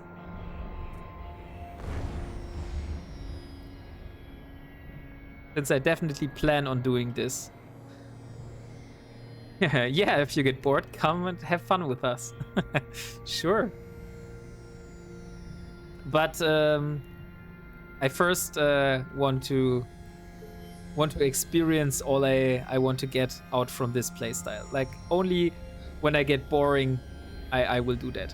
Like, basically, Mappa, I think you were this person that said this to me, that usually people that do those kind of challenges, which I'm going through, are people that are like very long in the game and bored of the game, and then they do this stuff to have a little variation in their playstyle.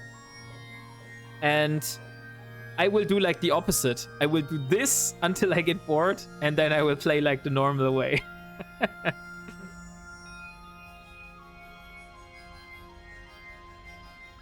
So...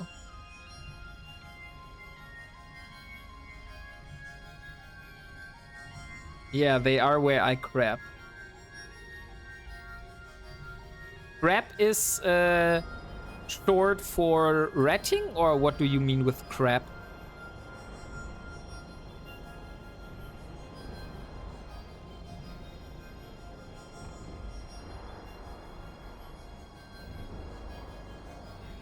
I have been setting this up, this show. I've been setting up this show for you guys. Anyway, thank you your concern, Jihi. I have all the pubs I need for this month by joining fleets non-stop.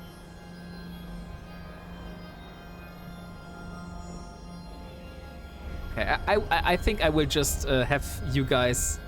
I will just you guys let have this conversation.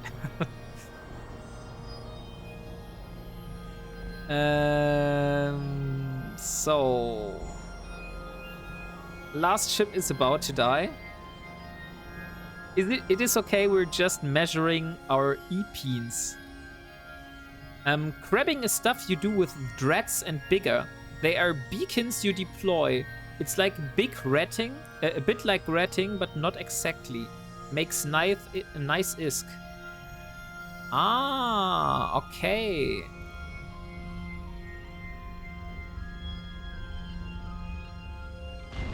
So those are like special sites you do with like bigger ships? Like those combat sites? Which are meant for bigger ships?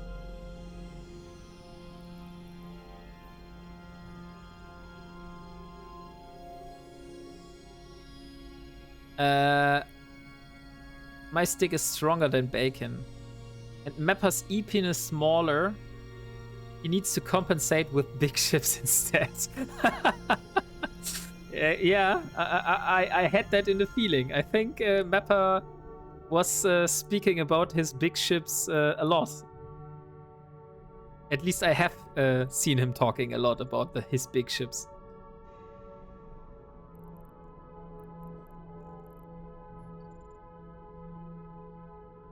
I will accidentally aim my lance slightly wrong.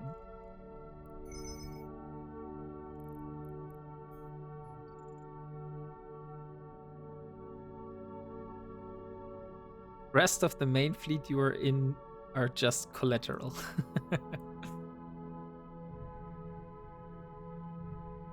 If I wouldn't know that you guys are friends, I would think that you would be like enemies. But I think that's just a little, yeah, being funny to each other. What else do we have here? Level 12 is the next one. Oh yeah, we're good friends now.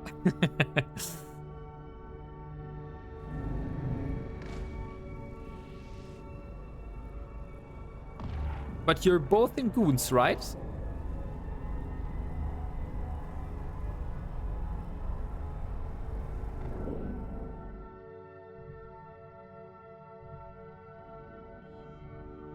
Ah, you're both in goons, but separate corporations. Ah, okay, I see.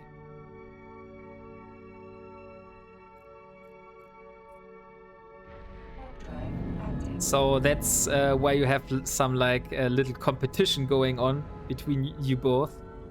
Both of you. So which corporation is like the better one, right?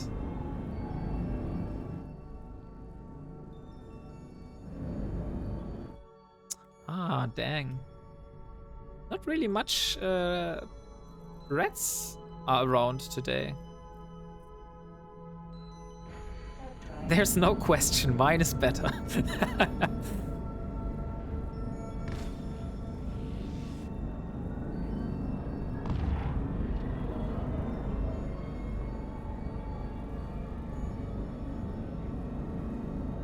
Oh, nice. Battleships. Finally.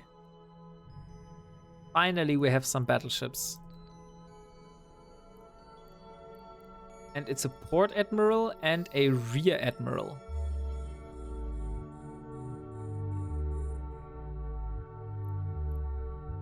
So... Oh yeah, and those frigates here are directly moving at me, so I can just shoot them right away.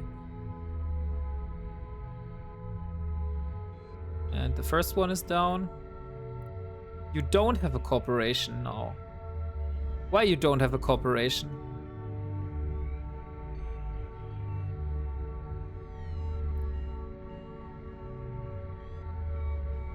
Have you left your old corporation, or why are you without a corporation at the moment?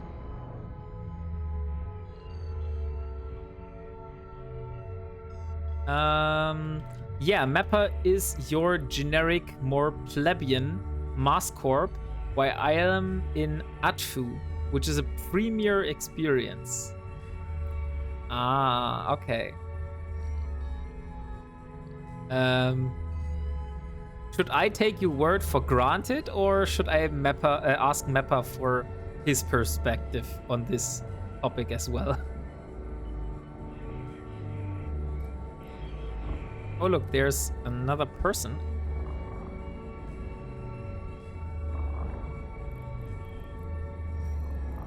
So let's go back to another safe spot.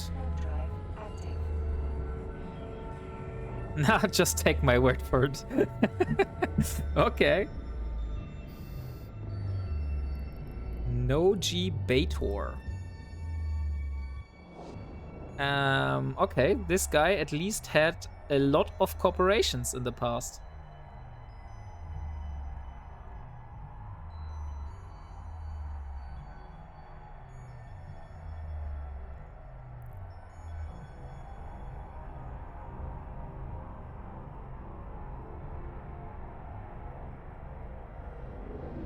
But he's not on my D-scan anywhere, so...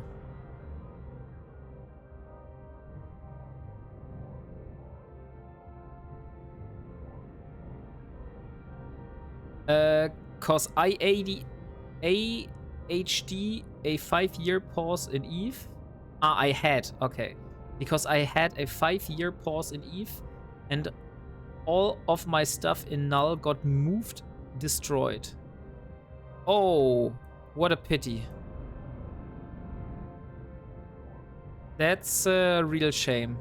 So all your belongings are basically gone?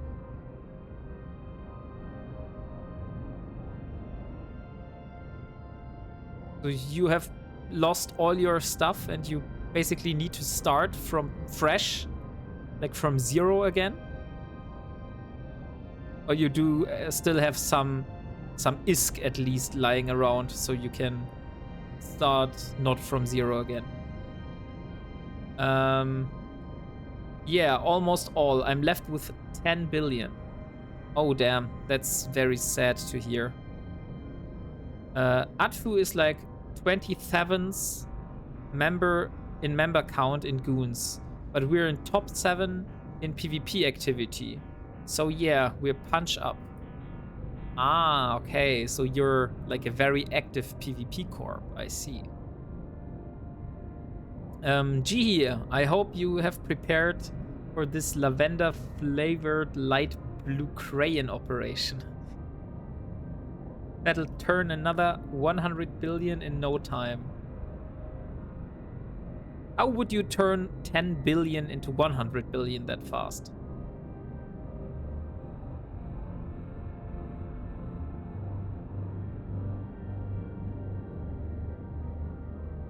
Today is a good day to die or to blow things up. I'm really wondering that you guys are enjoying my stream so much, because you seem like mostly PvP oriented, and I am, at the moment at least, mostly PvE oriented. So you won't see much PvP action going on here. Maybe we will have that in the future, but for the moment, not.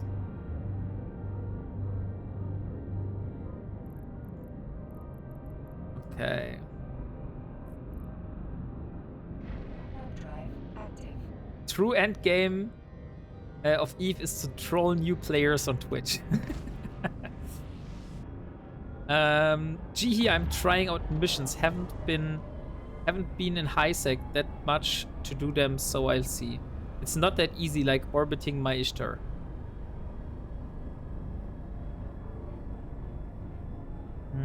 Get a Marauder and do level 4s. Easy peasy. When you get bored, wanna go somewhere, sell the Marauder to recoup cost. Dang it, I can't speak.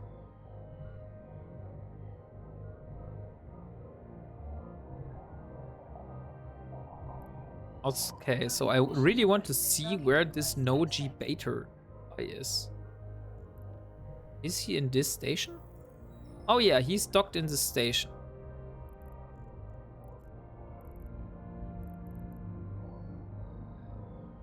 So probably for the moment at least, he doesn't seem to be after me.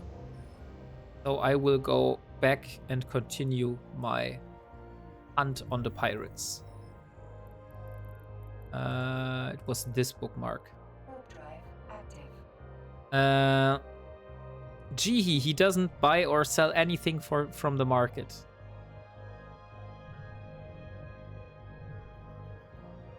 Mappa, I think Jihi was speaking to Johnny, so I think Johnny is using the market.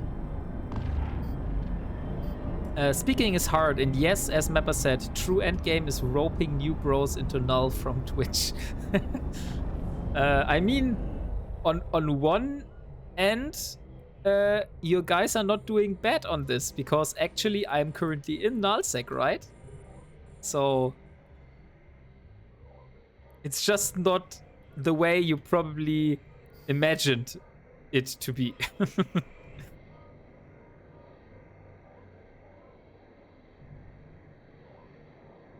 I wouldn't say roping new bros, I would say cultivating them like you do for a fertile land so you can reap the harvest later.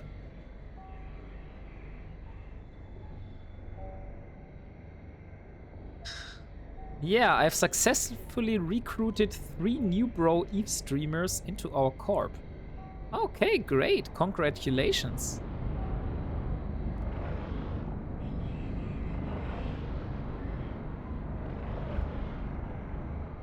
I mean, that's very cool way of recruiting new people to your corporation, I must admit.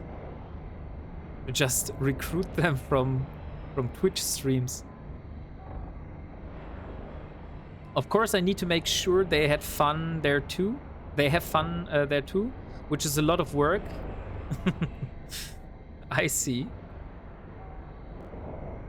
Yeah, so you need to take them by the hand and show them the ropes. I was thinking about going to Null cause of fast isk, but meh, gonna try missions for a few days. I mean, you could do what I do here and just take a destroyer and go to nullsec and start shooting the pirates in the belts. This is basically how I've made most of the money I've spent inside this challenge.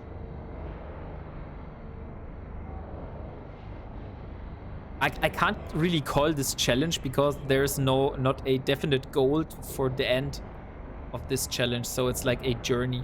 That's why I want to that's why I refer to this as a journey, not a challenge.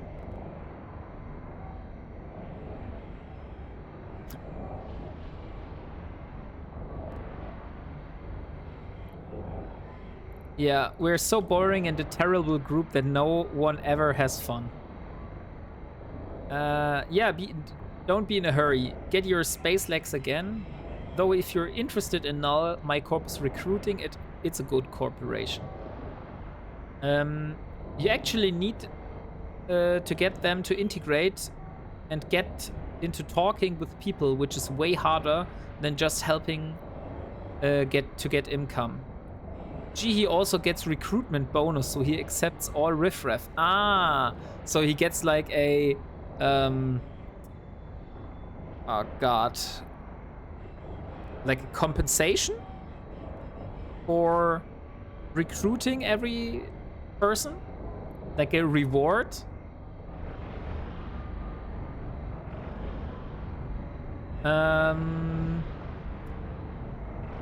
Wombat, you get any faction module drop. Yes, I have dropped one faction module. While I was farming for the arbitrator blueprint, there was a ship which I killed, which I was totally surprised that this ship had a bounty of 7 million ISK. And it dropped me a Shadow Serpentis damage control, I believe it was. So yeah, that was my faction drop.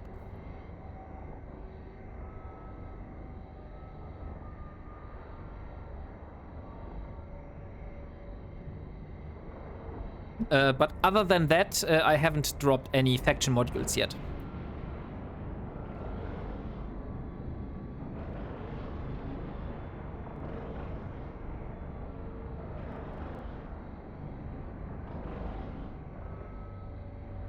Not a bad drop. Shame you can't sell it. Yeah. It's still sitting in my item hanger at the moment.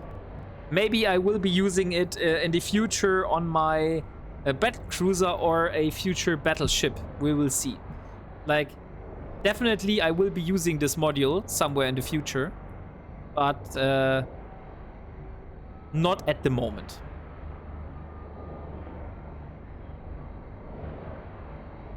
ISK means nothing. Nothing to you. You're invincible to my market schemes. Exactly.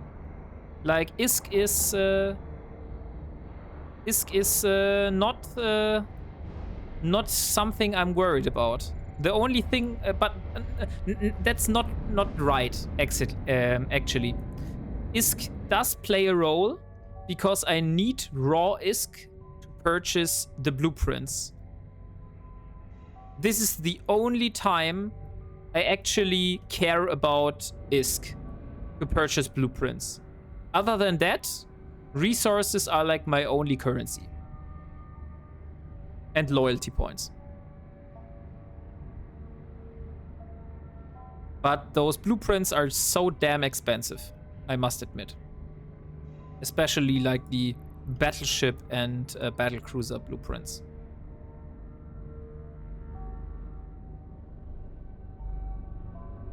Well, technically you need some ISK to put in the, industry jobs in when you use those blueprints. Yes, okay, that's true. But the ISK you put into the jobs, it's like pocket money.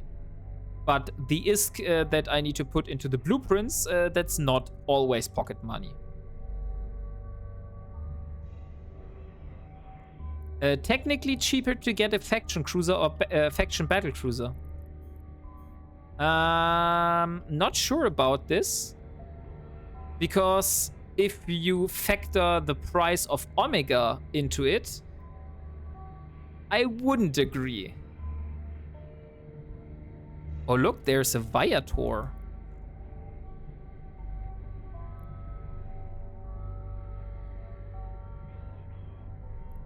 Viator is a transport ship.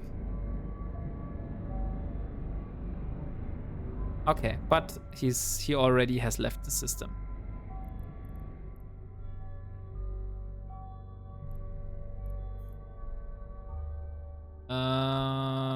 Let's go down here, like this. You do Amar Navy missions to get Navy Harbinger blueprint. Yeah, but you need stuff for Omega to produce the Harbinger, right? At least it was for the Navy cruisers. Let me have a look at it. I believe that the Navy Harbinger, this one, not simulate. I want the show info. I want the blueprint. You need auto integrity preservation seals and life support backup units. And those need planetary interaction. I believe. Yeah, reinforced carbon fiber was a planetary interaction, if I remember it correctly.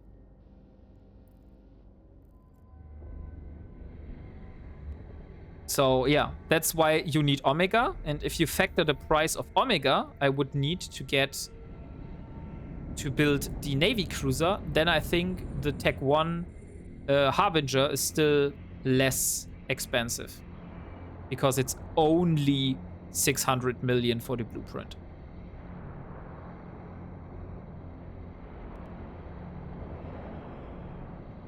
And also, if I have the blueprint for the Harbinger, I basically can create infinite Harbingers.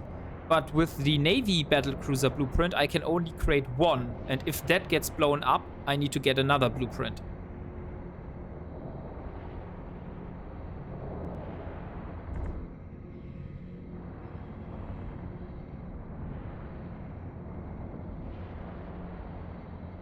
Reinforced carbon fiber doesn't require PI, but the auto integrities and life supports do. Ah, okay.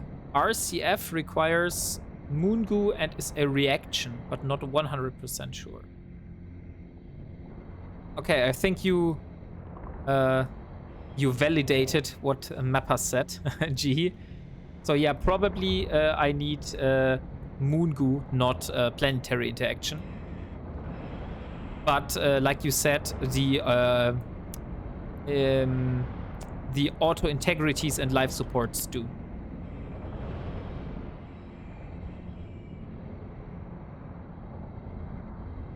So basically, even if the reinforced carbon fiber doesn't use it, we're still back to the same side of the equation in the end. That it's still cheaper and more efficient for me to go for the Harbinger and have a blueprint which I can build infinite Harbingers of, other than just get one faction blueprint and pay for Omega and also get into planetary interaction stuff. And then I just have one Navy Harbinger, and if that gets blown up, then I need another blueprint. Maybe knows. Maybe you find a damaged transport that is carrying that stuff in low sec as a random encounter. I won't answer to that.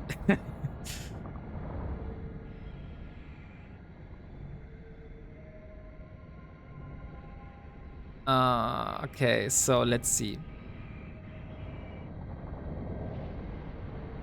But maybe in the future, if PI is really like the bottleneck, maybe I will try to hunt down some haulers that are carrying PI stuff.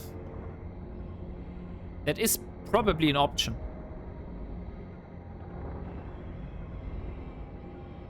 Eve has crazy random encounters. Maybe you just damage set transport carrying that stuff.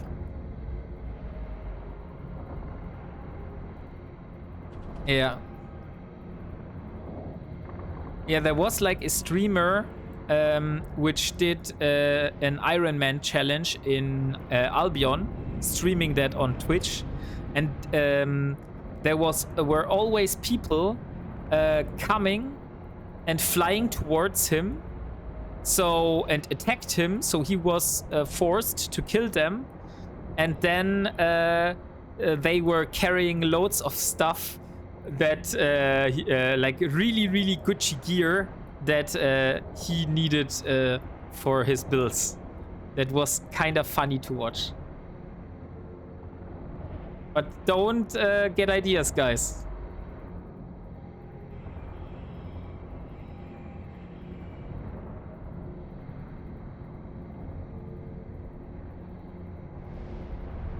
So, and the last and final frigate is now gone.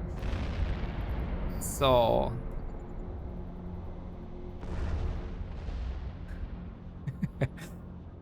that streamer just got exactly what he needed from random people attacking him. Yes, exactly. Like he said, okay, for my next build, I probably need this specific weapon and this specific armor in, for example, a specific enchantment. And then suddenly someone came and attacked him, and then he dropped this specific item. Sometimes there were like bad RNG that destroyed the items, which was kind of funny. But yeah.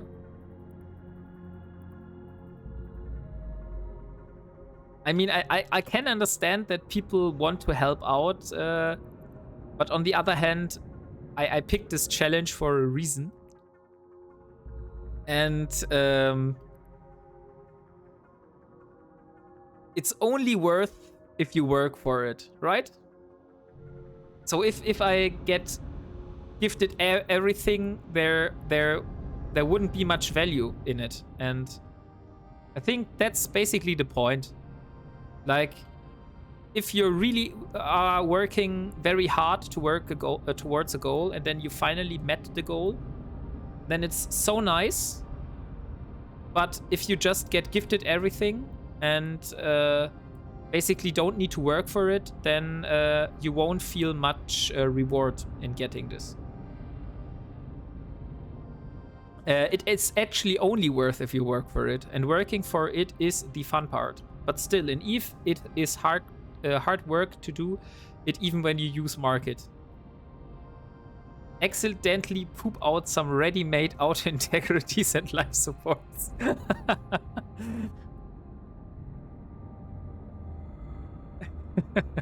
Yeah. Okay. I see. Yeah. So, okay. So, we are in belt 10. We still have some more belts to go through. I mean, there was some space anomaly today where Council diplomatic shuttle was in trouble and some armor plates shook off from it. Yeah, but this anomaly was very suspicious since it just happened in front of a gate.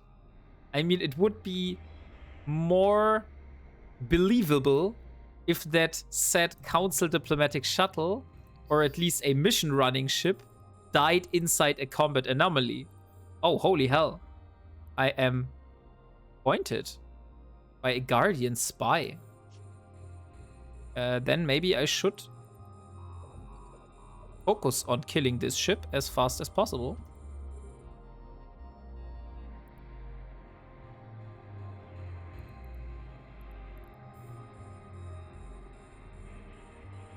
Let's kill this Guardian spy. Sorry, I am making robotics at the moment. Okay. So we lost the point. Now we can continue.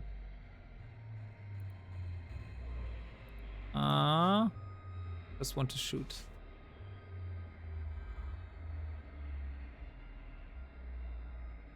Okay, and the battlecruiser is the last ship in this pocket here.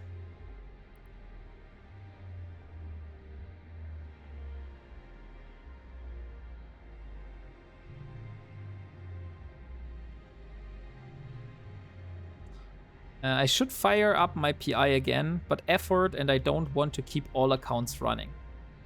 I just have 2 at the moment.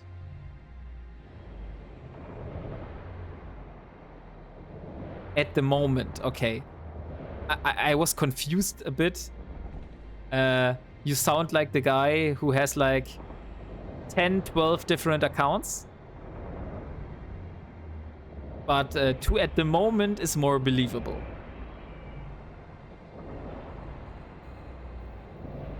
Did you manufacture all your items too? Whole fit and stuff.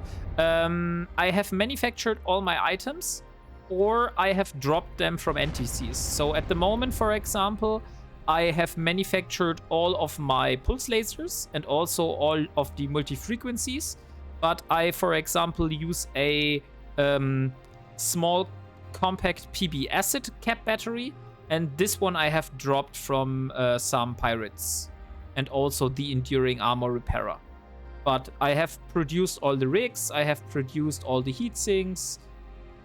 Yeah.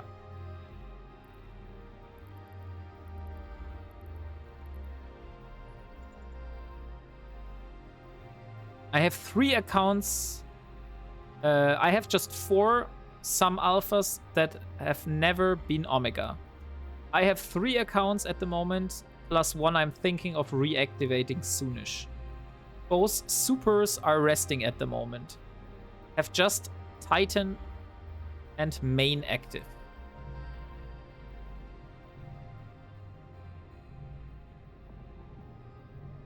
Yeah, there's oh look, there's Yellow Jack. Now it will be fun.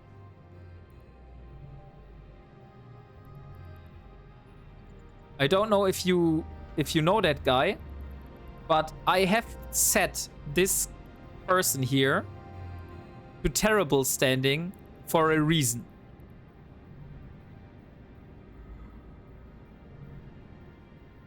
Because he has been actively trying to hunt me down while I was doing my ratting stuff here, with different ships. He was combat probing me. He was with his friends, stainless steel cats.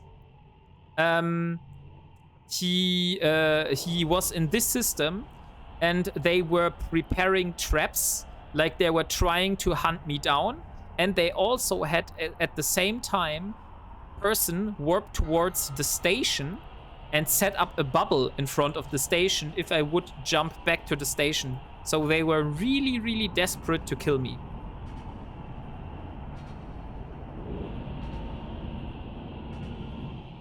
And that's why I have him set to terrible standing. Because if he and one of his corp mates enters my local, I want to see that they are those. Because they were really the only person or only people that were that determined to kill me so far.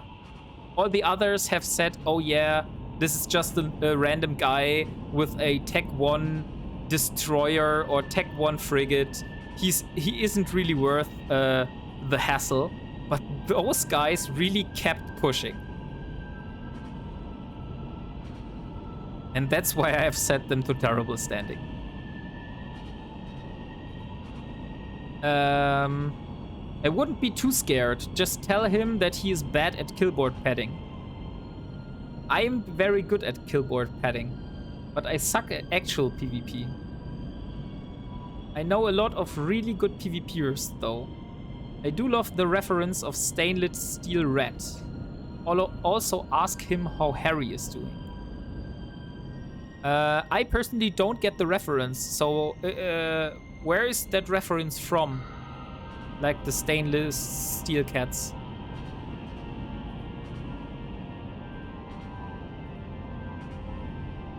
And you're only good at smack talking.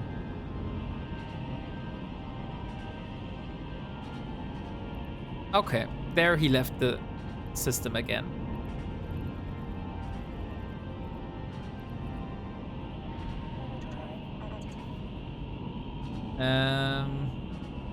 Harry Harrison is grand old man of sci-fi and wrote a pocketbook series of stainless steel rat. Ah, okay. Well, I'm gonna leave you guys. Have fun in Eve. I'm gonna get some sleep. Yeah, good night, Johnny. Thank you for tuning in. Maybe see you again in the future.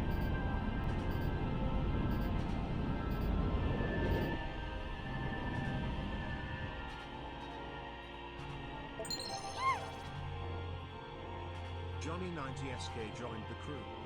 Hey, Johnny. Thank you for following. So... okay, belt 9 is nothing again. Then let's go belt 8.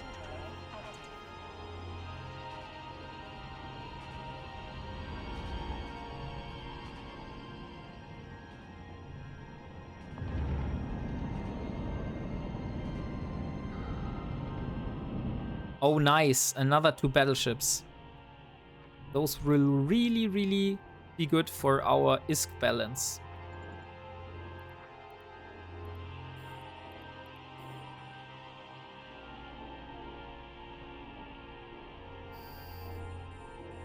Jihi, first ever skill you train in EVE is smack talking to level 6.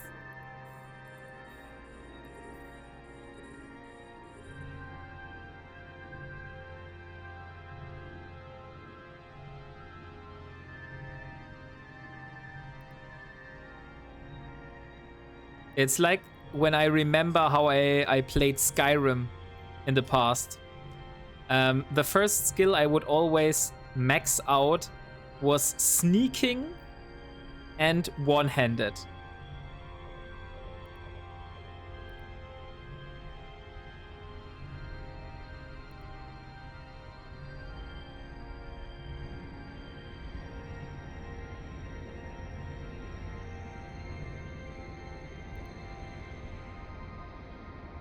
And there goes the first destroyer. Now the second one.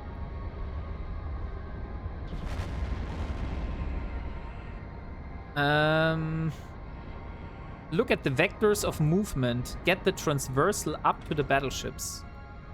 You mean this number here?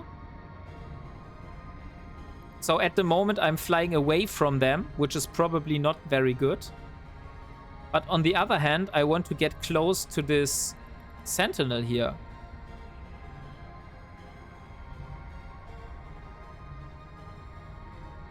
So now I should fly like this, right? Because then they would have a harder time hitting me.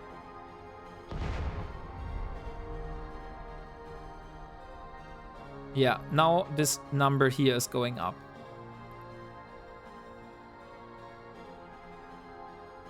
And how I get closer to this ship now? Because I really need to get like in a 4-kilometer orbit around this. Should I just do like this? Like small adjustments on my angle?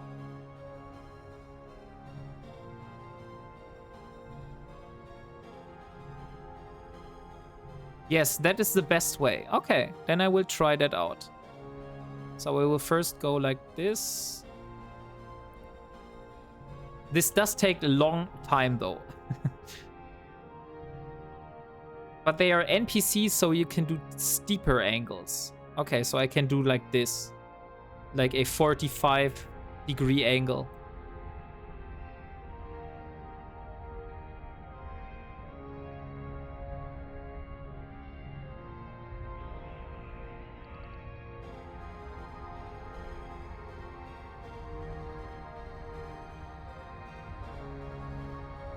Now we are at 16 kilometers.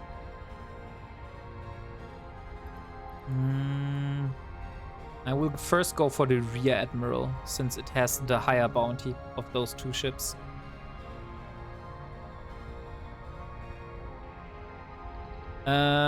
Keep correcting it like you see a nice curve in your eyes, that you're following nicely to their skin. That is hard, I must admit. Because now I'm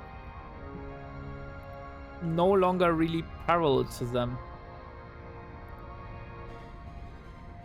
Okay, now I'm in the orbit, so I can shoot them. And then just enough, adjust the navigation point to follow that.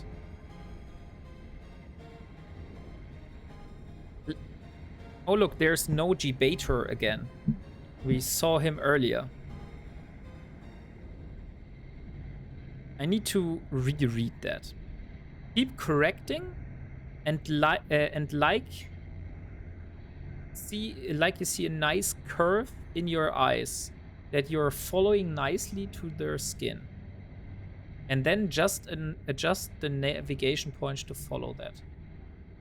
Yeah, I think I need to see that done in to learn that.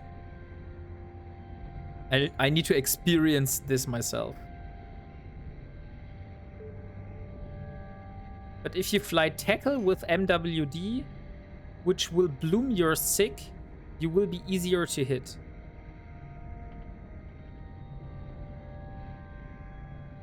So approaching bigger targets will need a bit more clicking to get close.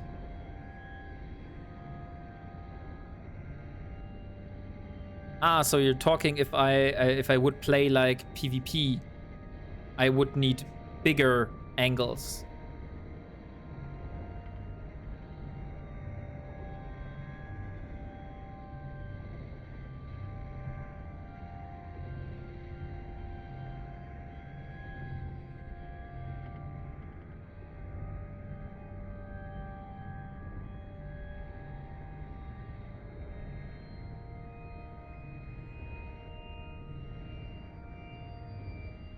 Okay, so no Debater is in system, but he doesn't seem to be interested in us. So for the moment, I will just risk it and keep ratting, since I don't want to warp away again.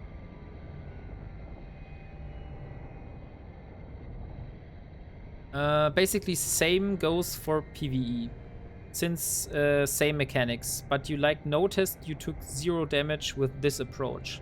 That's right, yeah. We didn't take any damage approaching the battleship. That was indeed good.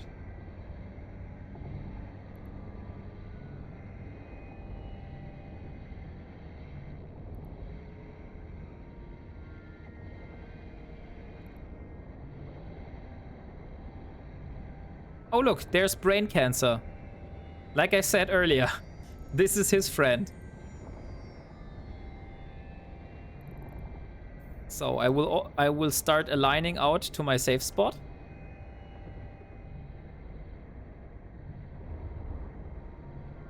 He's in the Marian shuttle again.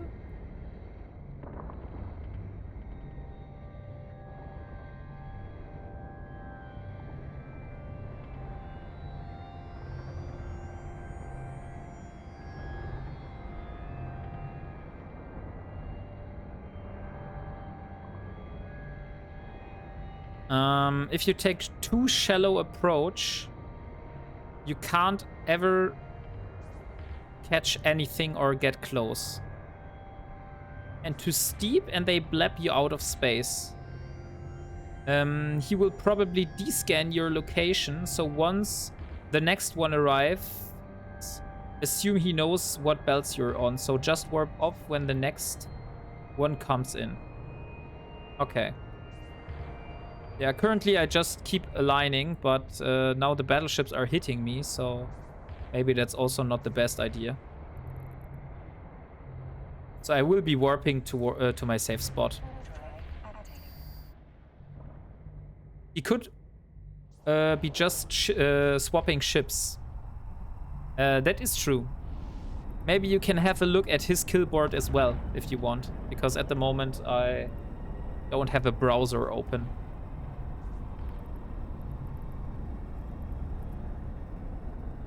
But he's also with the stainless steel cats.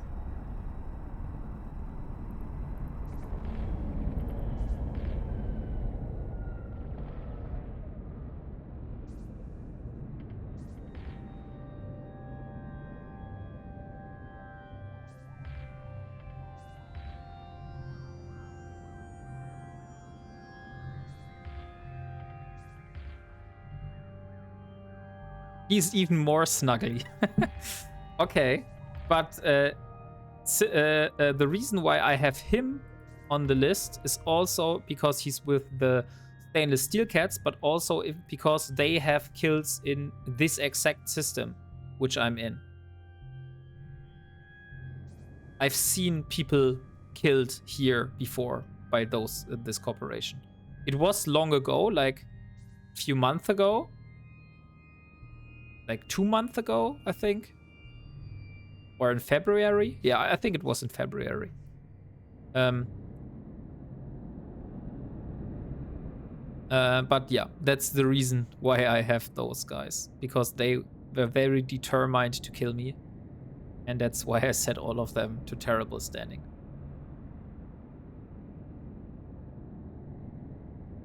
Brain cancer is not on killboard at all. Okay, now you got me curious. So let me see on my on the killboard myself. Killboard, brain cancer. Brain cancer. He was on the. I definitely remember him being on the killboard.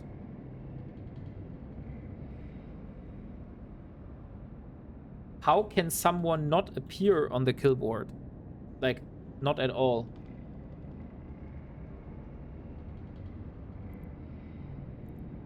Is there a way, like, to remove yourself from the killboard? Would mean no kills. Yeah, but this isn't really possible. Because I definitely saw his killboard in the past, and there were definitely assists.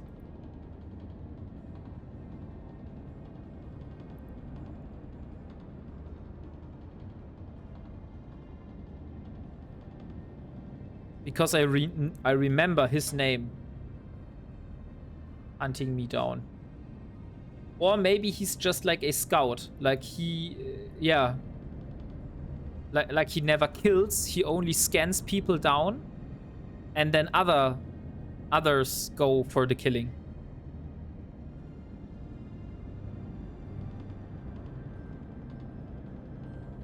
Technically, that could be considered as people's data registry. And by EU laws, you could ask them to remove your data. Don't know if that works. I'm not sure about that. Because the EU law only states that data that is related to your person. Like, for example, like your sensitive data. Like your name, your address, your age and stuff. But the killboard is only related to your character. And your character is not really related to your person. Like if someone knows your Eve character, they don't know how you who you are in real life, where you live and stuff. And I think that is why I wouldn't say this is sensible.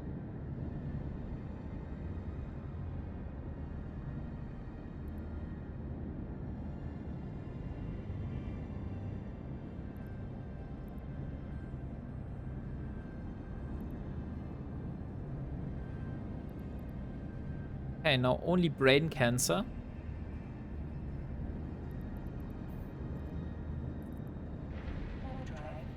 Since he hasn't been searching for me.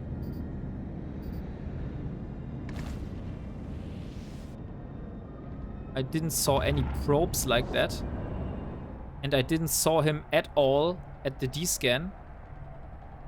So I really don't think he is looking for me. Oh, look, there's a Nurgle. Probably he's out in Nurgle. Oh, yeah. Look, he left the system with the Nurgle. So he's going on his own mission. I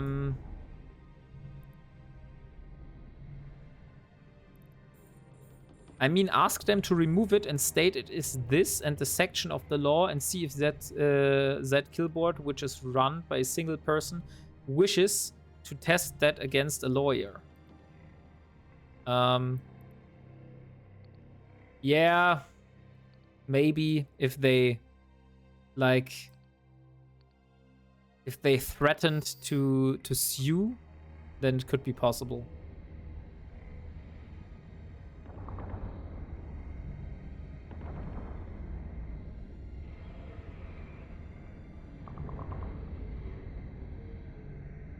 Okay, the unfortunate thing is I need to do the whole damage on the Serpentis Rear Admiral again now.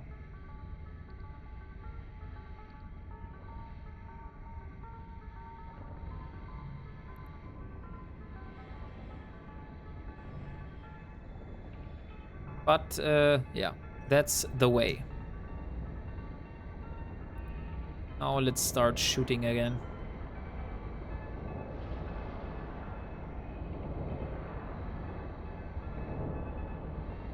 What I will also try to do, just to see how far I can bring that, I now have the possibility to overheat my modules, since I purchased the skill and learned it for thermodynamics, I believe it was.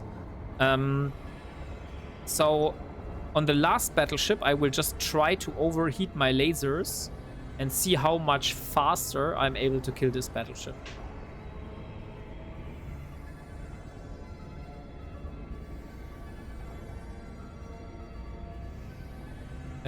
You see the heat meters. I believe you mean those here, right? Heat status.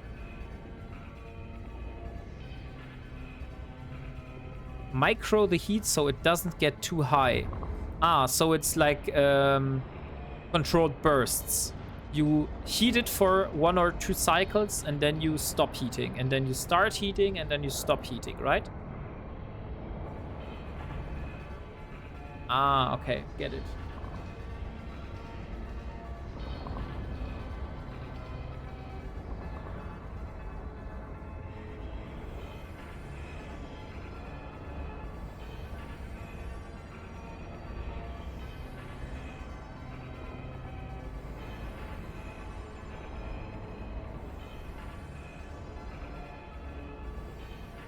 Okay, so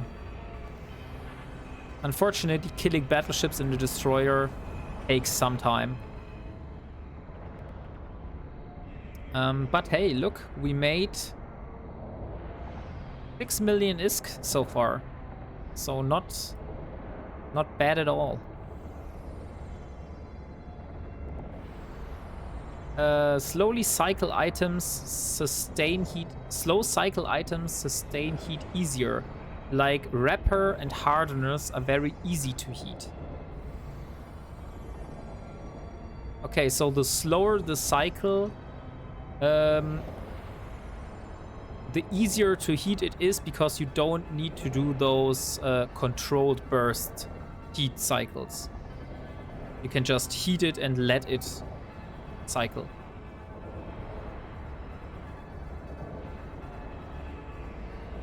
And heat lasts longer. Ah, okay.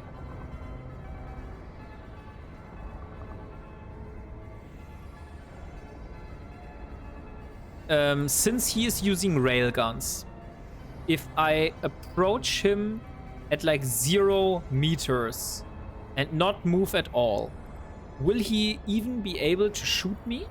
Like this Serpentis Rear Admiral?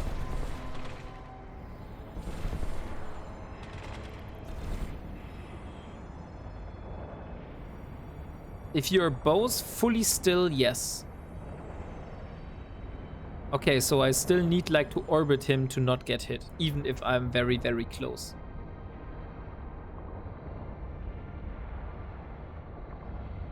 Like in PvP, you really want to preheat your hardeners and activate them on right time rather than keeping them always on.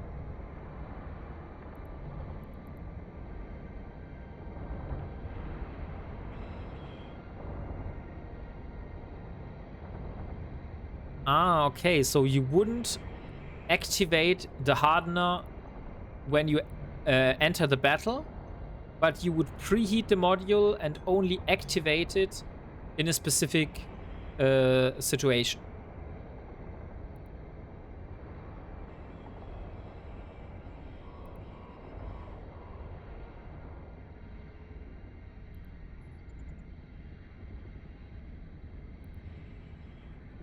Okay, now I will shoot this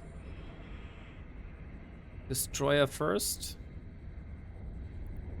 And then start shooting the battleship again. Yeah. I killed the sentinel.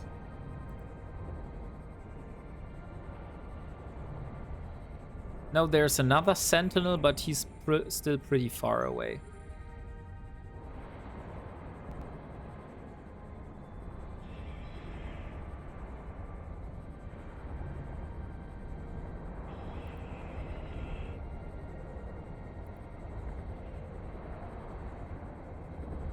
But he's able to hit me, so he's probably also using railguns.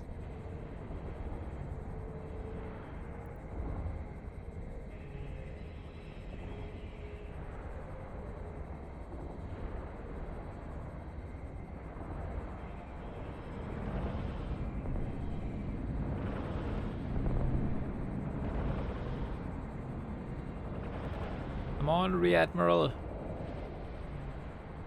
You're always almost done. So now I'm going for the Sentinel. I should start repairing.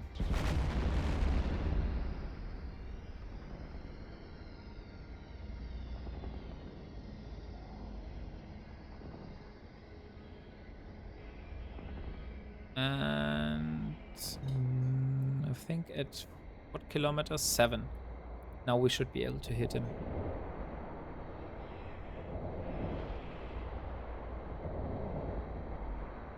And there goes the Sentinel. And I shouldn't directly approach the battleship, as I learned.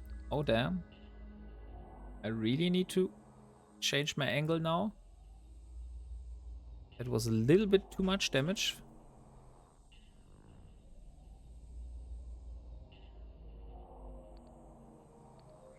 Let's try to go like this.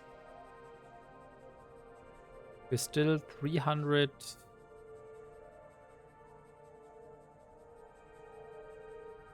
transversal.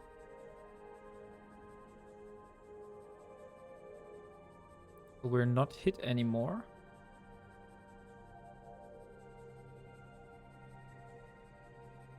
This is looking good.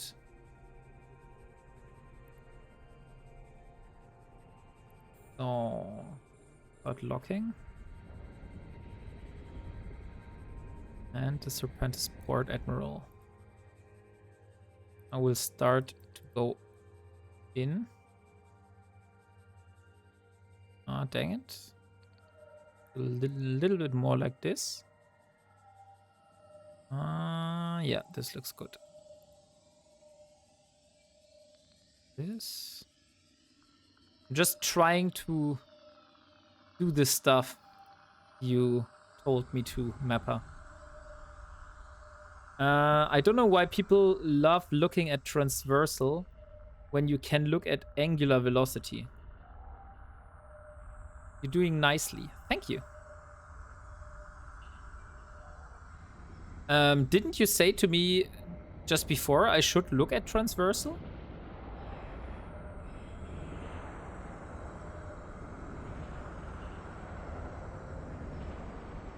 Like a pro at Eve doing silly challenge.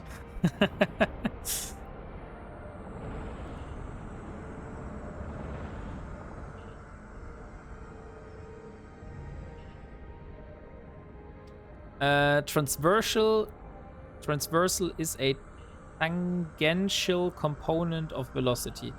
Oh dang, that sounds like mathematics again.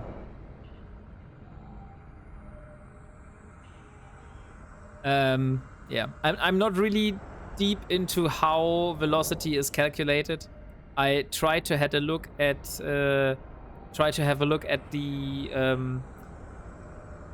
turret tracking wiki page of Eve. Yeah, I'm not an engineer. I am a developer, not an engineer.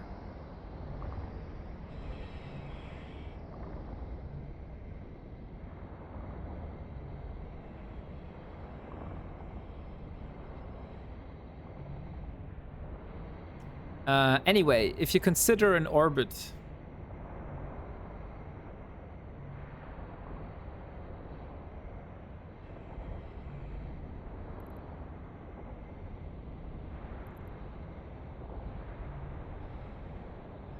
speed of your angle change to the center of orbit is angular velocity. Like the velocity I'm currently at around this target. This is my angular velocity.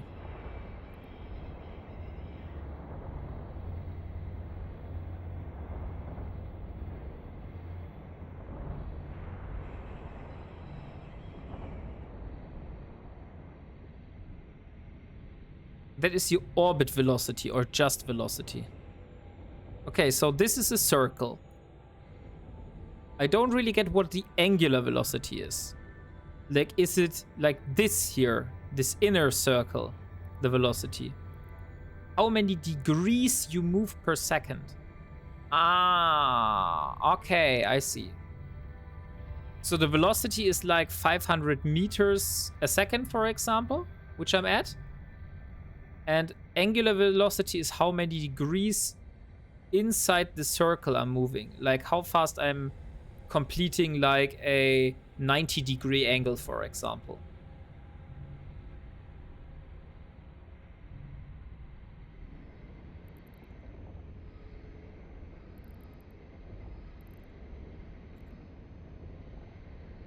But isn't this the angular velocity?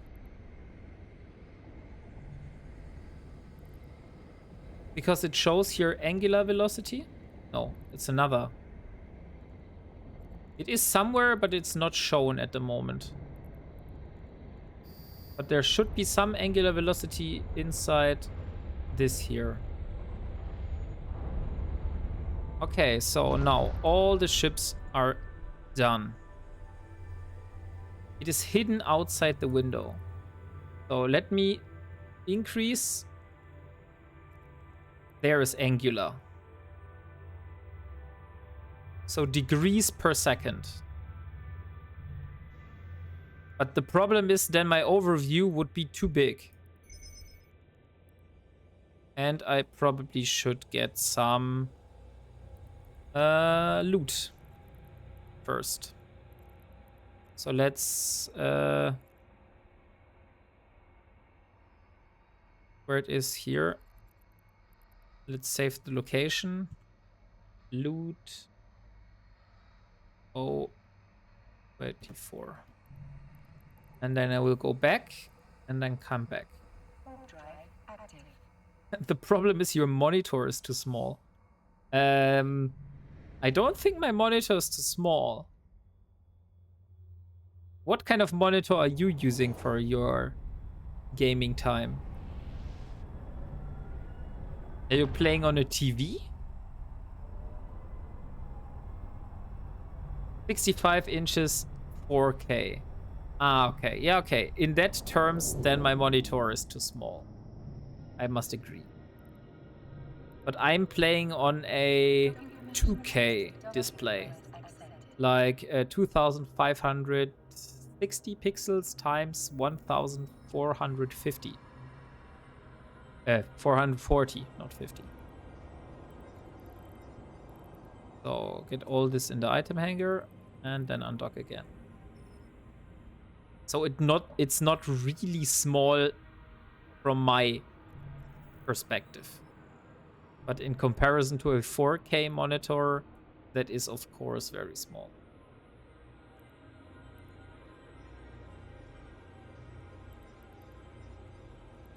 Oh look, there's a Tempest. Docking permission requested. Docking request accepted.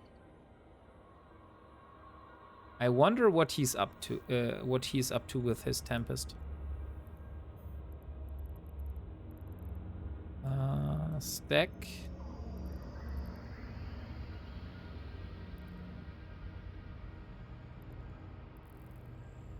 But since a Tempest is a very slow-moving ship, he probably won't be able to lock me that fast. So I will be warping to a safe spot. Drive active.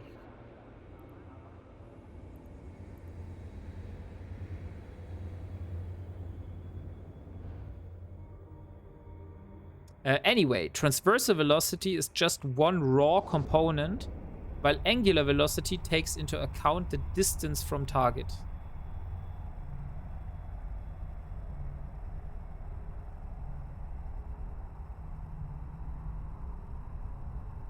But explained for like a noob, if angular velocity high, that's good. If angular velocity low, that's bad.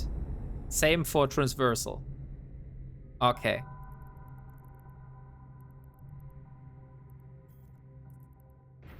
Drive active. All the tracking is based on angular velocity. Okay, so I should get rid of the transversal here and have the angular velocity displayed instead.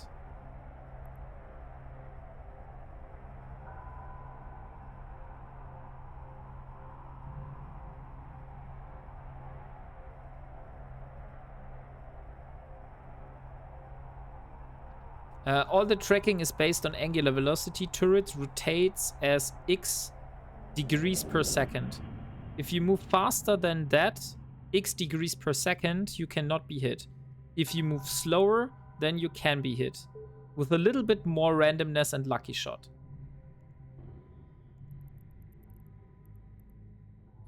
Okay. So I have now angular velocity here. We will see what values will be displayed here.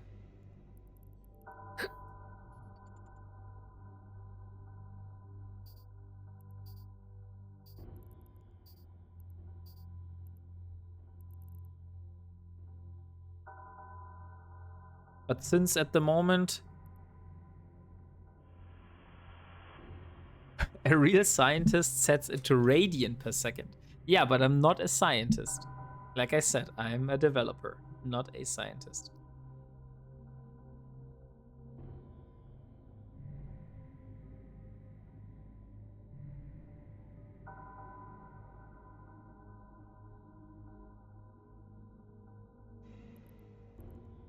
Some experimental...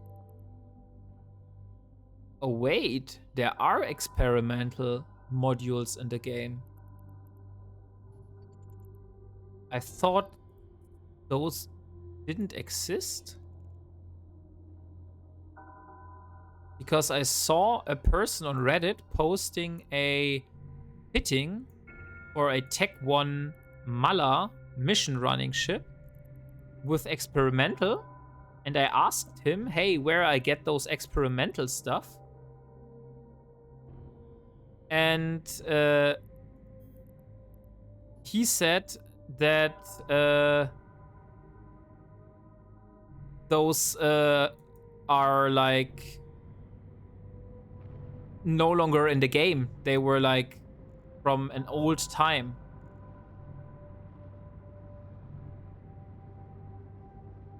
I admit it being me. I thought they were obsolete, but apparently they are not. Wasn't on PC to double check. Okay, so the experimental stuff is not obsolete. It's still a component that's in the game and fine to use. So what's the difference between like an experimental and a non-experimental?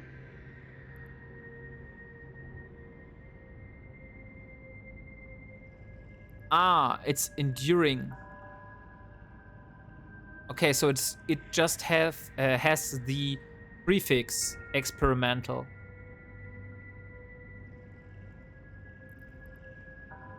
I see. So the keyword I need to look for is enduring.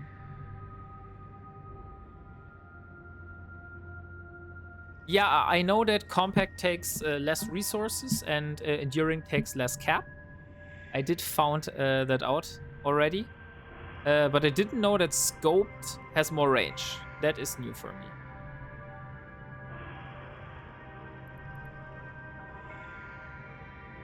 But on the other hand, I haven't taken a deep look into what scoped does in comparison to other modules.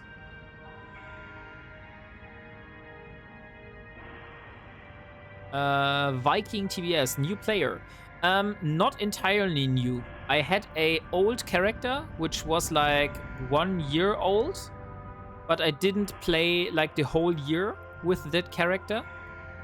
And this is basically my second attempt, but a totally different play style. Because my first time when I played Eve, I basically only did Abyssals, and that got boring. And then I decided I wanted to do like a kind of Ironman playstyle, which I know from Albion Online. And this is where we are currently at. So this is Elara Virel, or Virel, how I would call her. and we're building ourselves up from a corvette to whatever ship we're going for in the future. So the current ship that is like the next on the line after I was able to build a cruiser is the battle cruiser. So we are grinding our ISK ourselves. We're purchasing blueprints only from NPCs and not players. And also I'm manufacturing all my modules and ships myself. So if you're interested, elaborate on Ironman.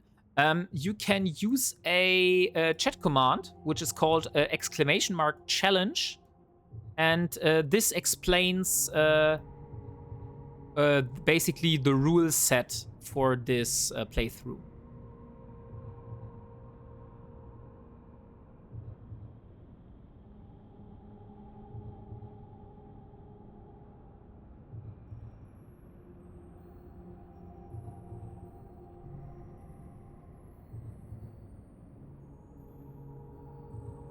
So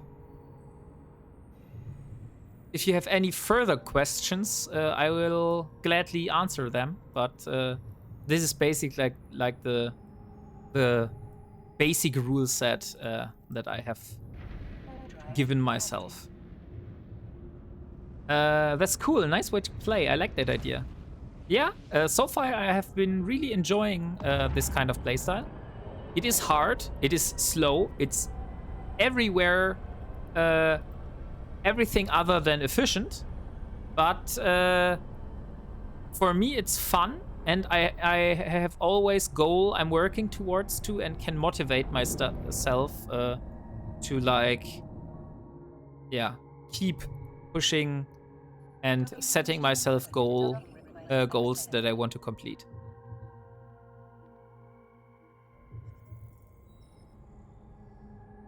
So here we are.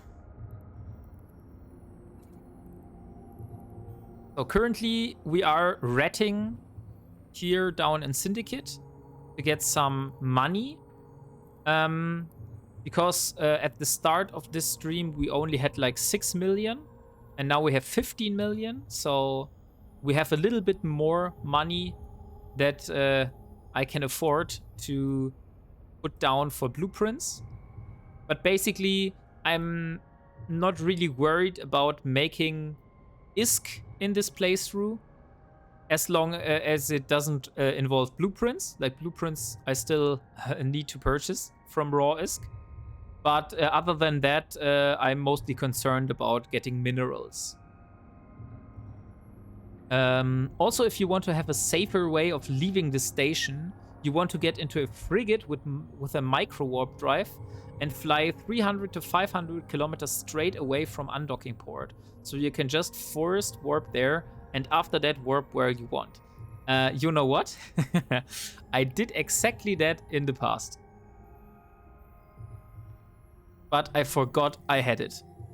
Because building a Cinnable had exactly this explained in his playthrough. So you can see here I have an undock point, which is about 1,000 something kilometers away from this station.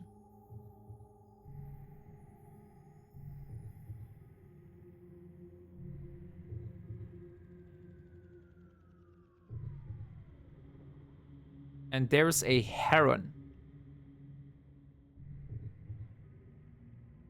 Awesome, you're in Nullsec too, if I'm not mistaken. Yeah, I'm not based in Nullsec. Like, I don't have my base set up here.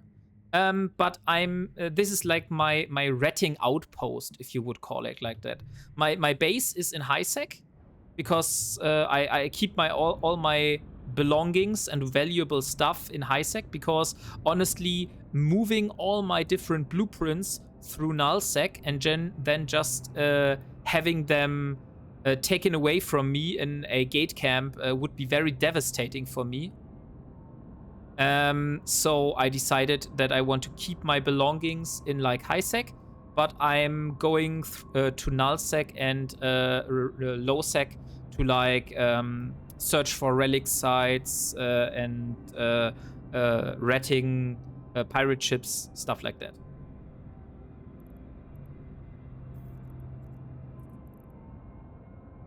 Warp drive active. Now I totally forgot which belt I was at. Warp drive active. Nullsec is arguably safer than lowsec anyway. Yeah, honestly, this system here was pretty quiet so far. I'm currently not mining any minerals. I'm like you see here, I'm ratting a lot of ships, and I reproduce some of the modules that I get from these ships to get minerals. Since I was told that mining in a venture is not efficient and I should rather focus on reprocessing modules from ships. Because that's like faster to get minerals. So more salvage. Cool. Yeah, not really salvage. It's like the minerals. Like for example, what do we have here? This carbide gun, for example, or this mega electron particle cannon. If I show the info and I get to industry, I will get about half of the minerals that are displayed here. That means if I reprocess this here, I will get about 10,000 titanium, 2,500 pyrite, 1,000 something mexalon and stuff, and yada yada yada. And this is how I basically get most of my my minerals.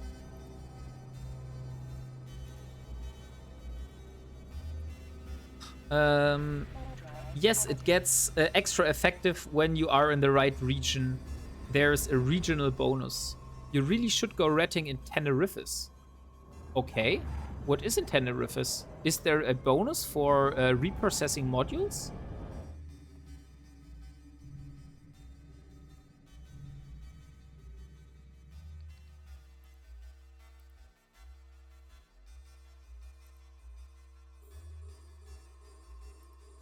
There is paradise with paradise bonuses.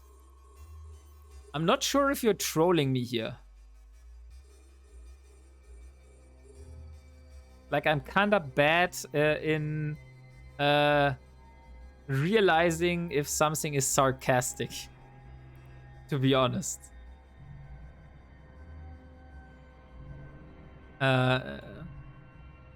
Okay, but I think you're being sarcastic here. So what is in Tenerife is this like a very competed region where I should better not go ratting?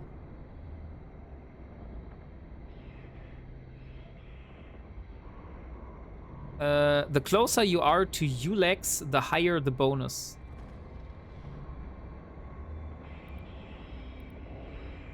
And if you see Mappa in local, it's triple bonus. Nothing to worry. It's just in-game mechanics. First language. My first language is German.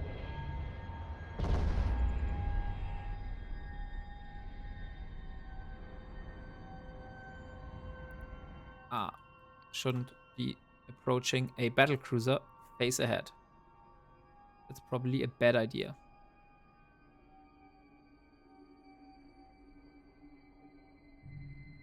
So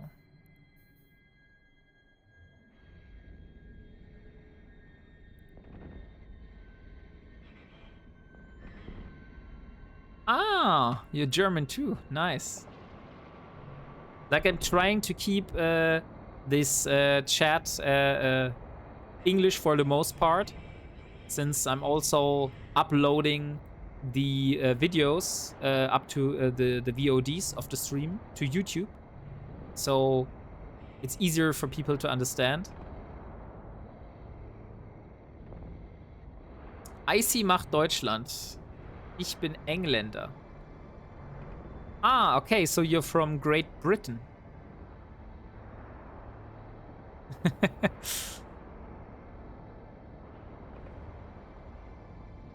Ich können ein bisschen Deutsch sprechen. Ah, okay, Mapper. Nice. Didn't know that. That you were also able to talk a bit of German. Ich also haben Sauerkraut in meine Laserhosen.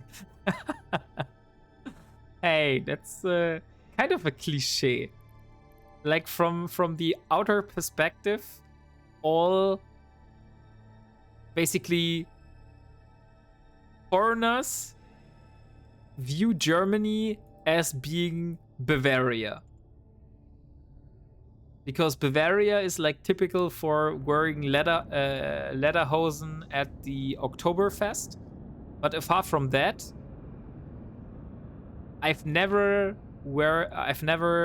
have weared. Ah, come on. I've never worn a lederhosen in my life, other than Oktoberfest.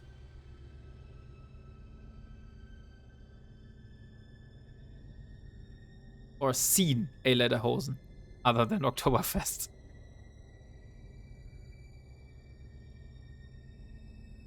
Well, other choice is high voltage war comic German. That is even more worse. Oh, look, and we got another AEK compact drone damage amplifier, which is nice because we need those for our arbitrator. We have those, but if the arbitrator ends up in pieces, then I will need multiple of those.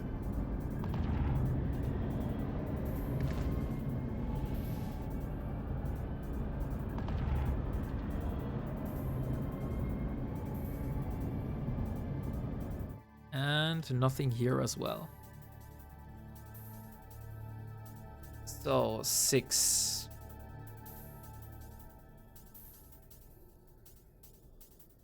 Let's go for the next one. How many bells I have to go?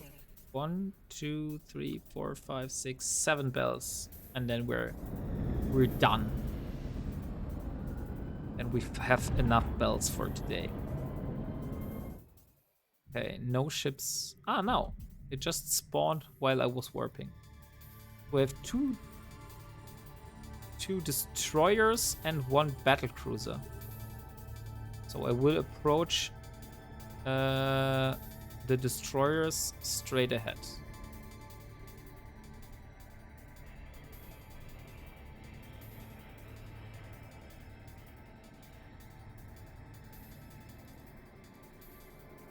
(20, 17, 15, 11). Mappa is Tenerife's where the goons are located, or why were you referring to Tenerife's?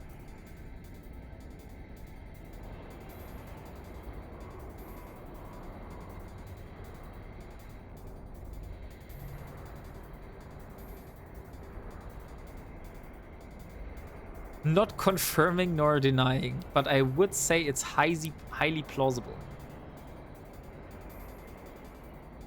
Okay, yeah. Then probably I should be staying away from this region. Since I heard that nullsec people are not very friendly to some strangers wandering into their regions.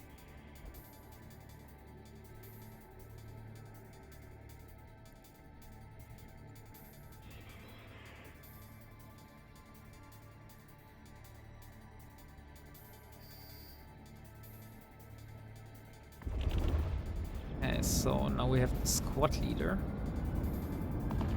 We'll go into an orbit here.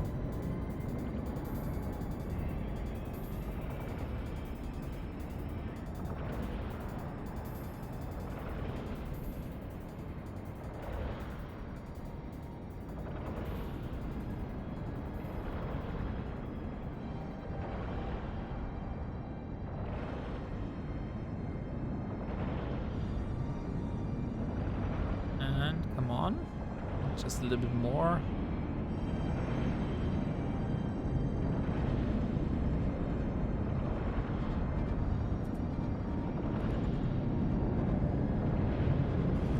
just go straight ahead. It's almost down. Okay, so let's see. We haven't got a single warp disruption field generator today, which is kind of sad, since one of those modules really makes up for a lot of minerals. So those are like my jackpot loot if I get it.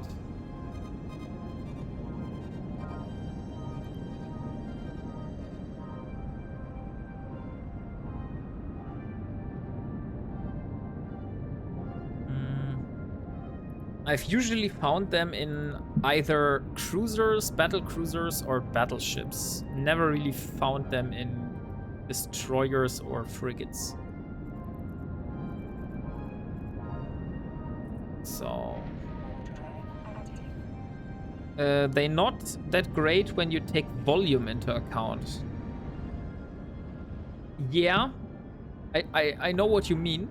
But what you need to consider is that I need to move all those modules up to high sec, to my base, since I need the minerals there. And it's much more difficult to move a lot of modules than to only move a few modules which have a very high yield. So it's much easier for me to like take a magnate, for example, and stuff 13 warp disruption field generators into it, than moving all those different hundreds of modules that I get from ratting here, which maybe yield more in total, but are much harder to transport. And when you take all this into account, it is really worth coming to Red and Null to get minerals. That is another question. But on the other hand, the ISK payment for the bounties, it's much higher here. I believe, at least. The last time I tried, it was.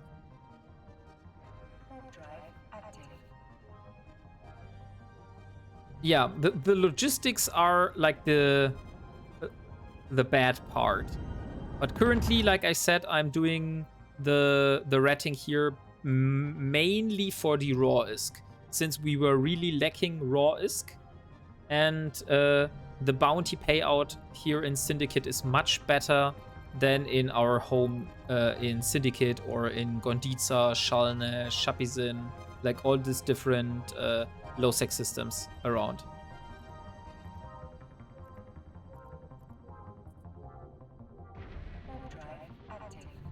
But in the future, we will do a test. We will do some belt ratting in Gondiza, for example, or in Chalne, and then we will see how much of a difference it is making in terms of raw ISK.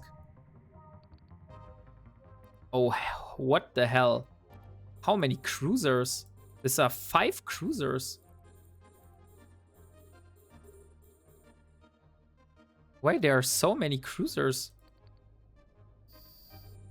Like nothing else than cruisers.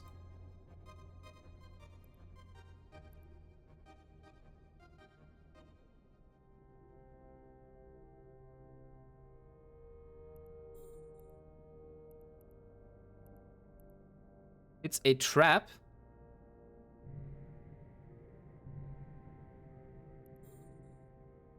What kind of trap is this? You mean the Serpentis are fed up and they don't want to get killed anymore, so they have set up a trap to finally take care of me?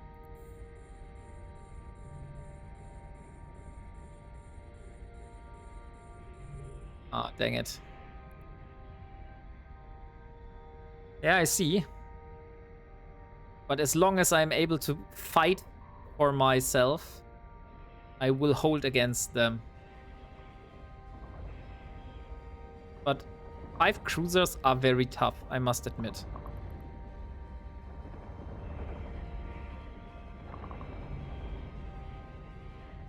So, first going for this one.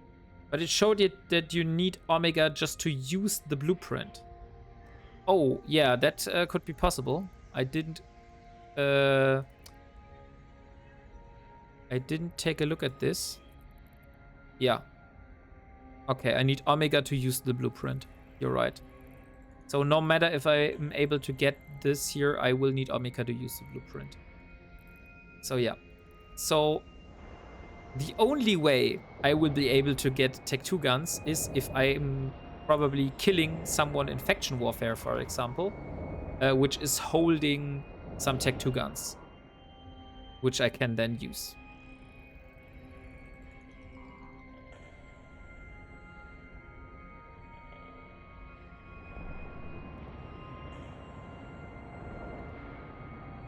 How is it with Scorch S blueprint? Let me see. Scorch S. Also Omega only.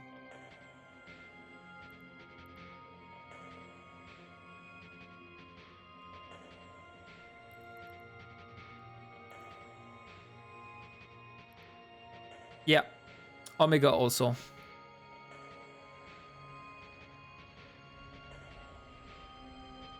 Dang, those Guardians are really hard to crack. They have 77% resistances. And 80% resistances.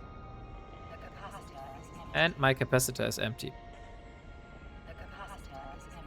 Thank you for my capacitor being empty.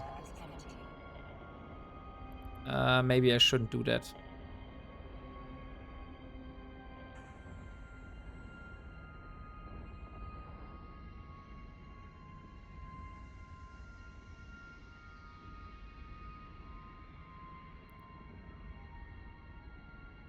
Okay, we'll stop using my afterburner. I will try using my armor repairer and my lasers, since I want to finally kill this ship. And then I need to replenish my capacitor for engaging the next one. Now I probably will need to use my afterburner again. Okay, but this ship is really hitting me now, which is unfortunate.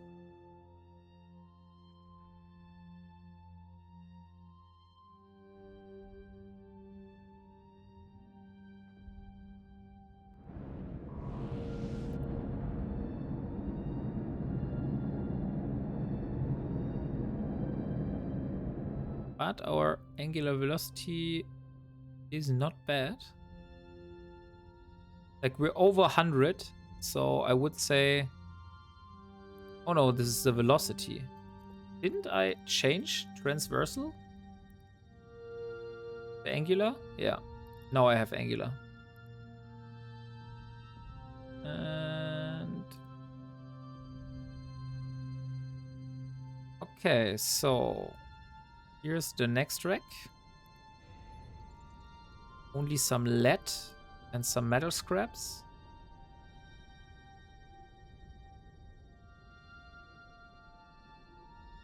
He should get faction ammo. That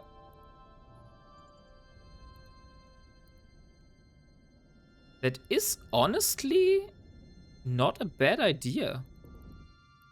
I should get faction ammo without Omega, right? I should be able to exchange loyalty points and get a Navy crystal. Then probably I should do some missions for Imperial Navy.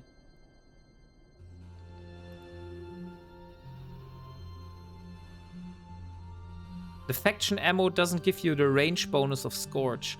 That is right. It doesn't give you the range bonus, but it should. The faction ammunition should give me more damage, right? It should increase my DPS. Let me simulate this. So if I unload my weapons, I didn't want to. I only want to unload them.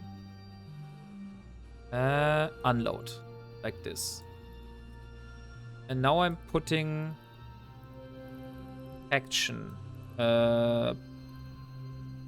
Navy. Imperial Navy multi-frequency.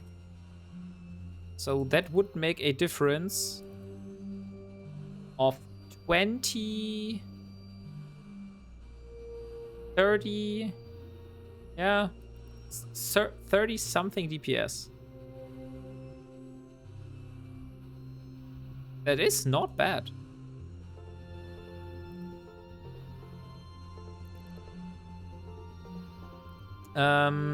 Yes, but Scorch is the real reason why you want Tech 2 or Faction.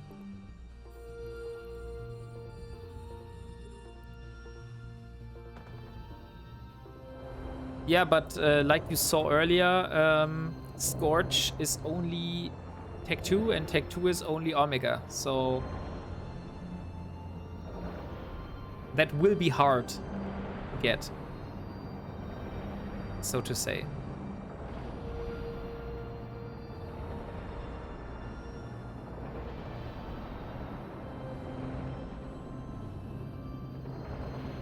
I guess you need to find and loot Scorch transports.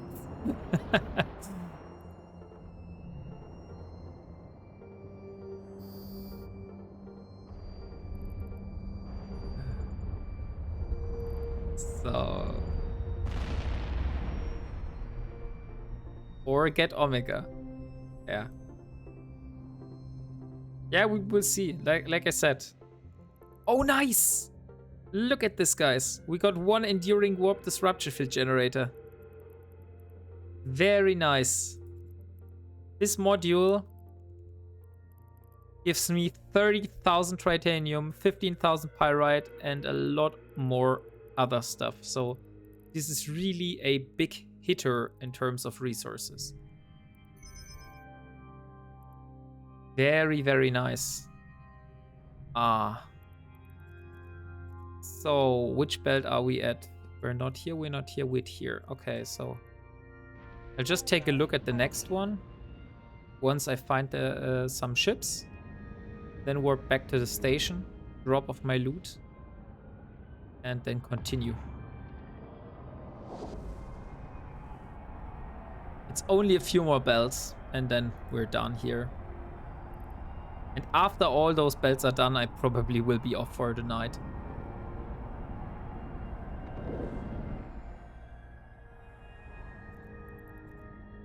Okay, no one here.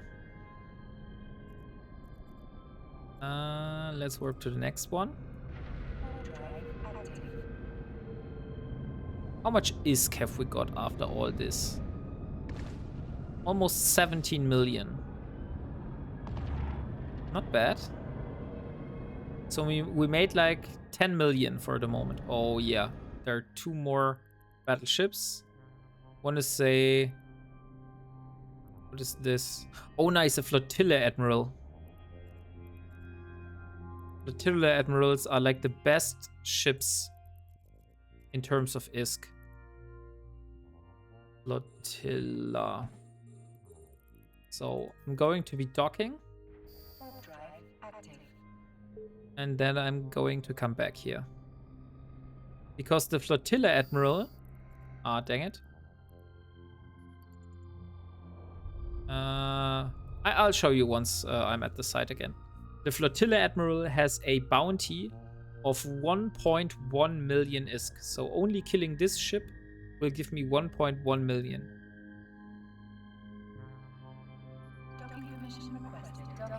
And it has the same resistances like the port admirals or rear admirals. So let's drop off all this here. And let's get going again.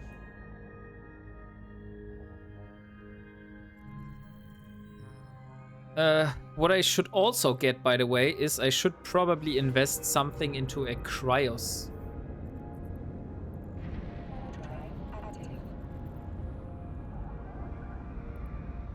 Because I had a look at transport ships, but unfortunately that is a Galente ship. I don't know if they're like similar ships from other factions. But this ship has a mineral hold. So I could use this to haul my minerals from system to system.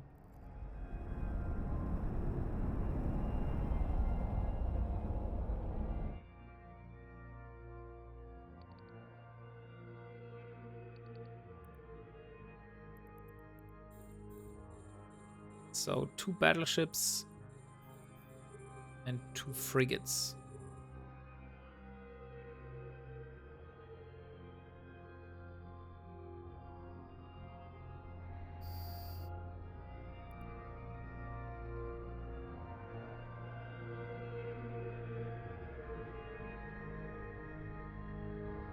And there goes the frigate.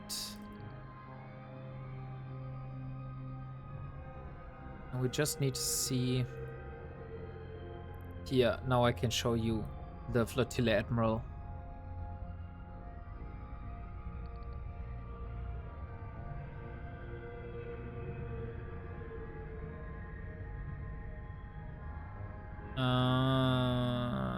Here, first I want to kill the frigate because it's annoying as hell.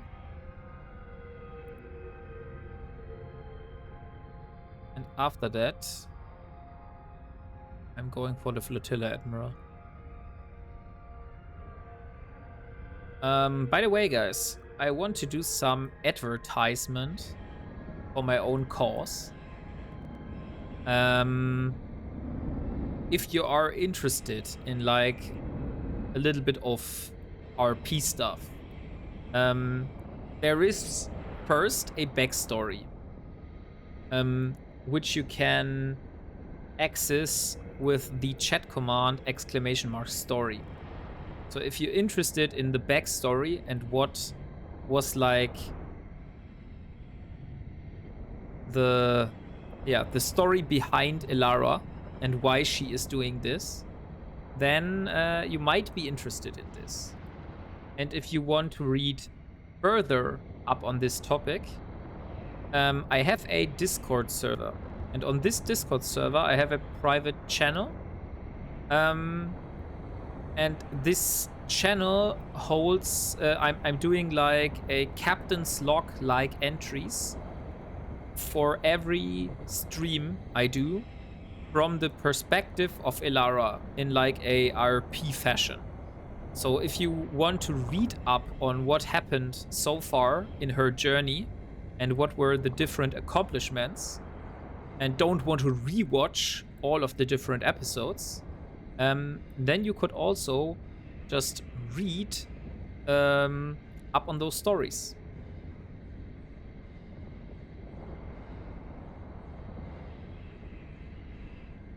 But to get on the Discord server, you would need to click the link in my Twitch channels, and then you would I would ask you to write a little message in the server access channel. This is just a little security thing I did for preventing like multiple bots swarming the server, since I have the Discord link in public. So yeah, that's this. But that's totally optional. I just want to show you that this is available.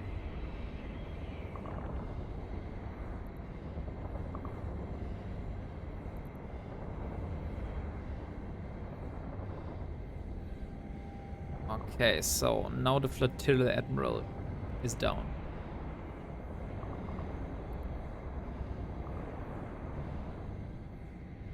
By the way, Mapper, are you asleep? So quiet suddenly.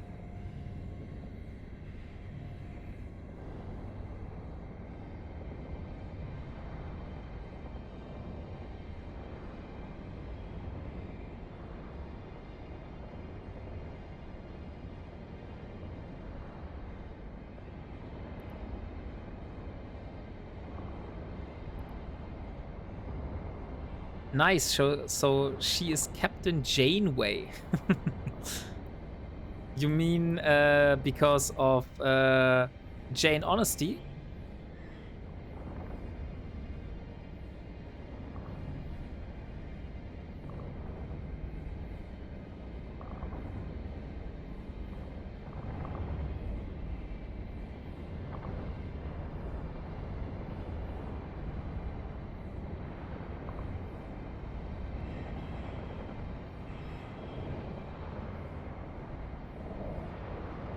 By the way, I really, really like this ship model. I can't say it enough. I don't know what it is, but when I see this ship model, I think to myself, oh my god, this is a very good looking ship model.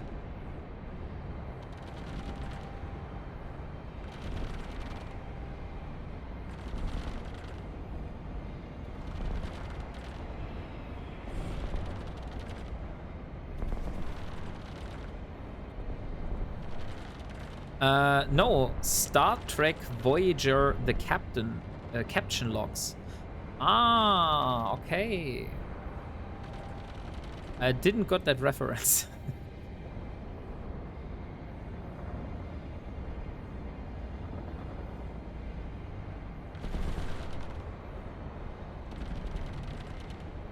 Yeah, but yeah, like those captain's log entries.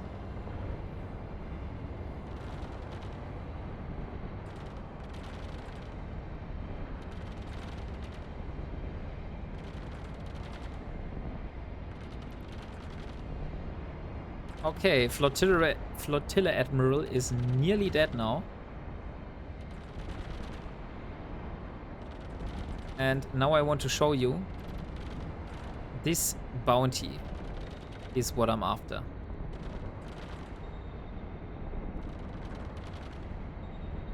It's 1.1 million ISK. And for example, this Commodore only has a bounty of 650k. That's like 400,000 ISK more than the Commodore.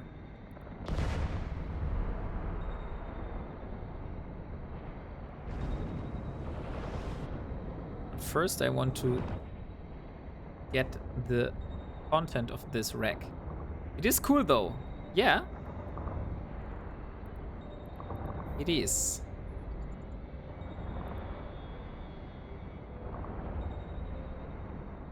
Also, those captain's log entries helped me a lot in the past, since if you have watched the YouTube VOD, you know that there was episode 8, which got lost, and I had another episode which the sound got corrupted. So it's like without sound. So I need to, I needed to do a after commentary, and those captain's logs really helped me to remember what happened in those episodes, and yeah, show it or have this information not lost, because otherwise. Episode 8 would just have been lost forever, since I lost all video footage.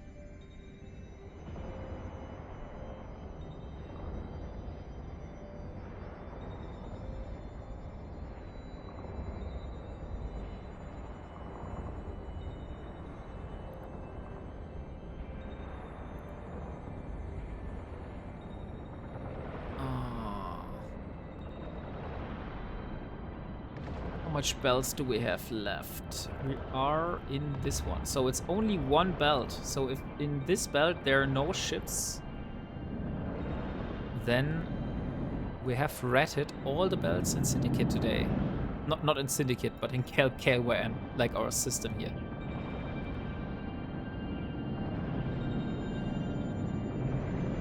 I've also thought about maybe switching systems in the future, but this system here is really cool because it has such a large number of asteroid belts to go through. I saw another system which like had 5 belts less, which had a little bit higher bounty risk modifier. But for me, this system is really cool. Had a lot of great memories here. Had a lot of great loot as well. Yes, that's where I started. I am William, that has chatted often with you. Ah, nice. Yeah, it's to be honestly, sorry, it's kind of hard remember or to make the contact between Twitch username and YouTube username and also Discord username because it's so different. But yeah, nice that you've been enjoying the content. Yeah, I've tried to reply to every of your comments. Much appreciated, man. And keep doing that. I love the suggestions you're giving me. But honestly, sometimes it's kind of hard for me to remember what you're referring to. So if you would want to make me a favor, then I would ask you to include timestamps when you talk about specific things, because otherwise I would need to rewatch the whole episode, because now I'm like in episode 23 and you're talking in episode 16, so I need to go back, rewatch the episode to see what you're talking about and then answer. So that would yeah, really do me a favor. The old way to do it is to mark a frigate with armor damage and then never kill a full battleship spawn. So eventually you have a battleship spawn in all belts. We can't. There's a time spent tax just added today. I think you're loving. You love to add taxes, right?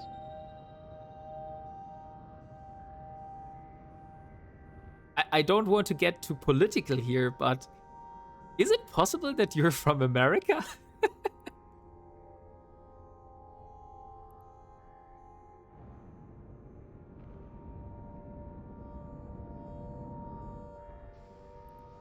Because with all the stuff that's going on there. You're my old World War II ally up in the north. Ah, okay, I see.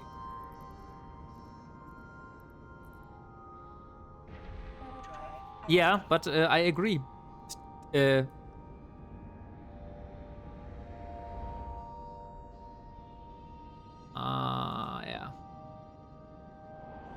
Until you burned our Lapland. Well, yes, but all politicians are dirty. They are indeed, yeah. Like, whole humanity is basically built on greed. And only because politicians are so greedy, they get into lobbies and let themselves be paid on the side from their normal politician job, and they get corrupt in the end. So there is truth in that sentence.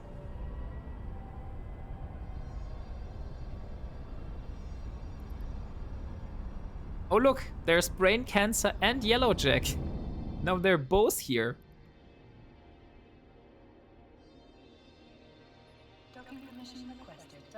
Maybe they're hunting again for me.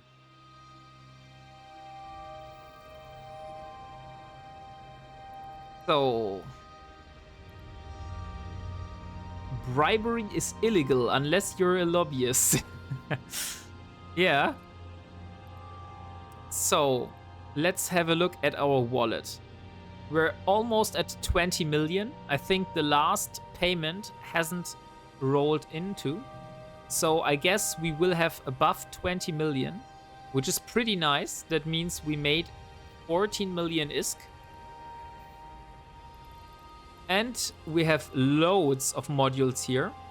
So if I were to reprocess all the modules that are here, which we probably won't do because we also want to use some of the modules. But if we would do it, we would get 180... No, it's still loading. We would get 1.5 million titanium, 700,000 pyrite, 200,000 maxalon, 60,000 isogen, 19,000 noxium, 7,500 Sidrin, and 3,100 Megasite. So we have some resources lying here, just waiting for us to reprocess them. How on earth do you think you can move the materials to high-sec as not get caught with your hauler? There is one answer. Like I said earlier, maybe you weren't there yet. I am in a corporation of like-minded people, which are also doing like their own specific Ironman challenges. But we are in a corporation because we want to help out each other. We don't help out each other with like resources or ISK, but we can help each other out with like transporting goods, something like that. Because there is not really a value, right? I could get myself into a magnate and fly 30 times back and forth until I have all modules in high-sec. But that wouldn't benefit anything. It would just waste time. So I could just get a friend and ask him, hey, could you please put all this stuff in your hauler and I'll do scouting for you. And then we just do a little flight to high-sec and have all the modules in high-sec and all are happy. And then I can continue my journey. Or do you think this is a... I think that's within the rules, because my rules are only not using the player market and not buying and selling from players. But having other players transport my stuff, it's fine for me, as long as I'm not like contracting a official service which I'm paying for. It's just like a friendly corp mate helping me out. So, help me get this item. No, it's not like that. It's only help me transport this stuff.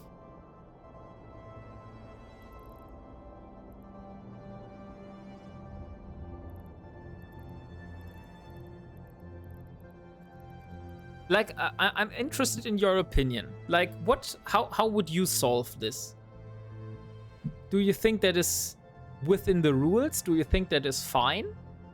Or do you think I should really put myself in a small ship like a magnate and fly all this loot up myself into high-sec? Just because...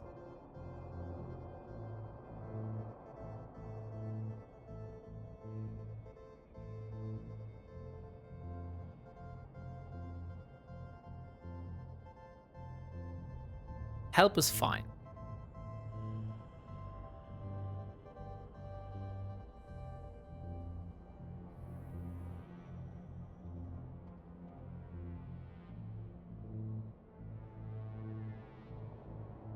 But that's also one reason I want to get a Cryos hauler in high-sec, so I'm not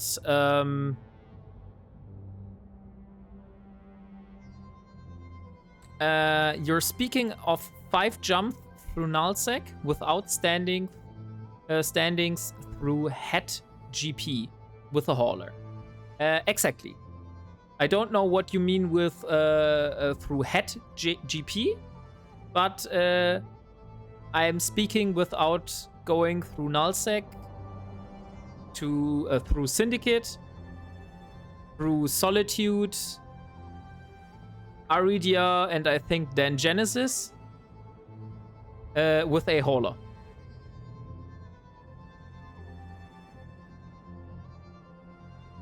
No, he's also using only Tech 1 hauler.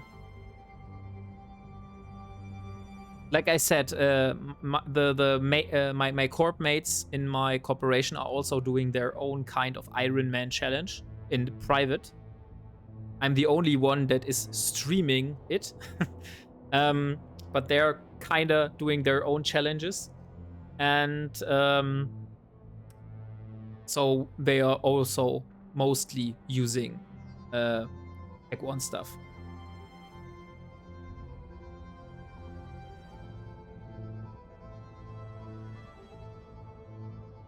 Now it depends on how good standings you have with locals.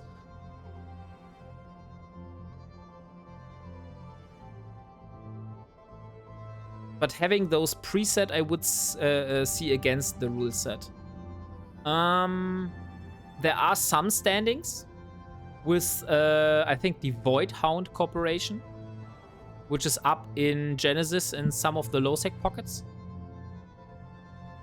Those were the guys I teamed up to kill the control tower in one of the last episodes, which was my first kill on my kill board. Yeah, I don't know how much of an impact that is.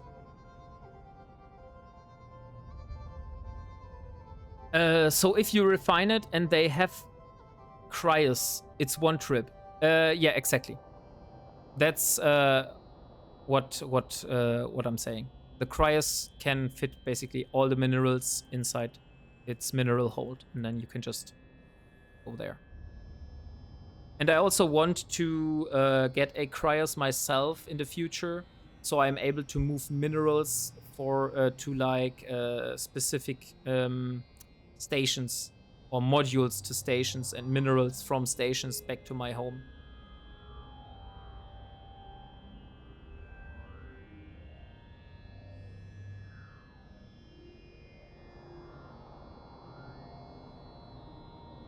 And a few mods you want to keep. Yeah, exactly. I'm mostly keeping all the drones because I will eventually use all of those somewhere.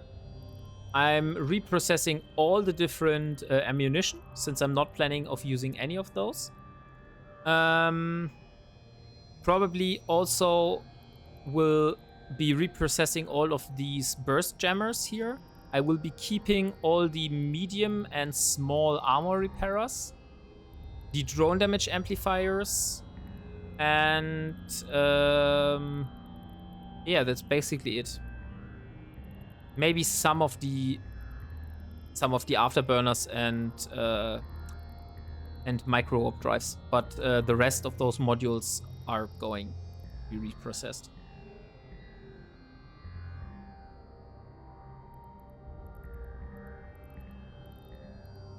So we have a shuttle here. We have the cursor here.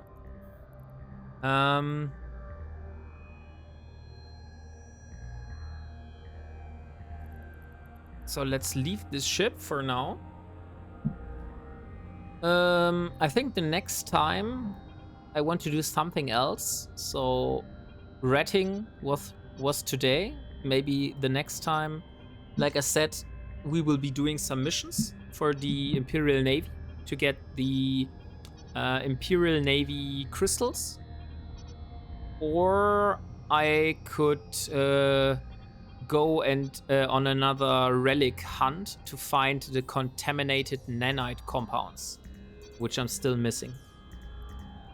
So first of all, I will be self-destructing myself back to my home.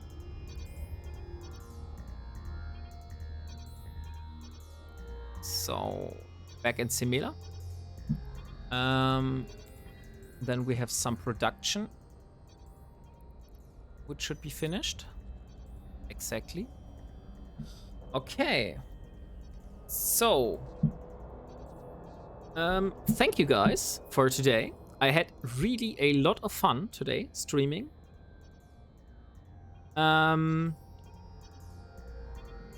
It was a pleasure that we had a very active chat today. The last streams were not very active, so I was a lot talking to myself. This time I really enjoyed it, having some interaction and chatting with you guys. I hope that you enjoyed the time here as well. And I will see you next time on episode 25. So have a good night. See ya, guys. Bye.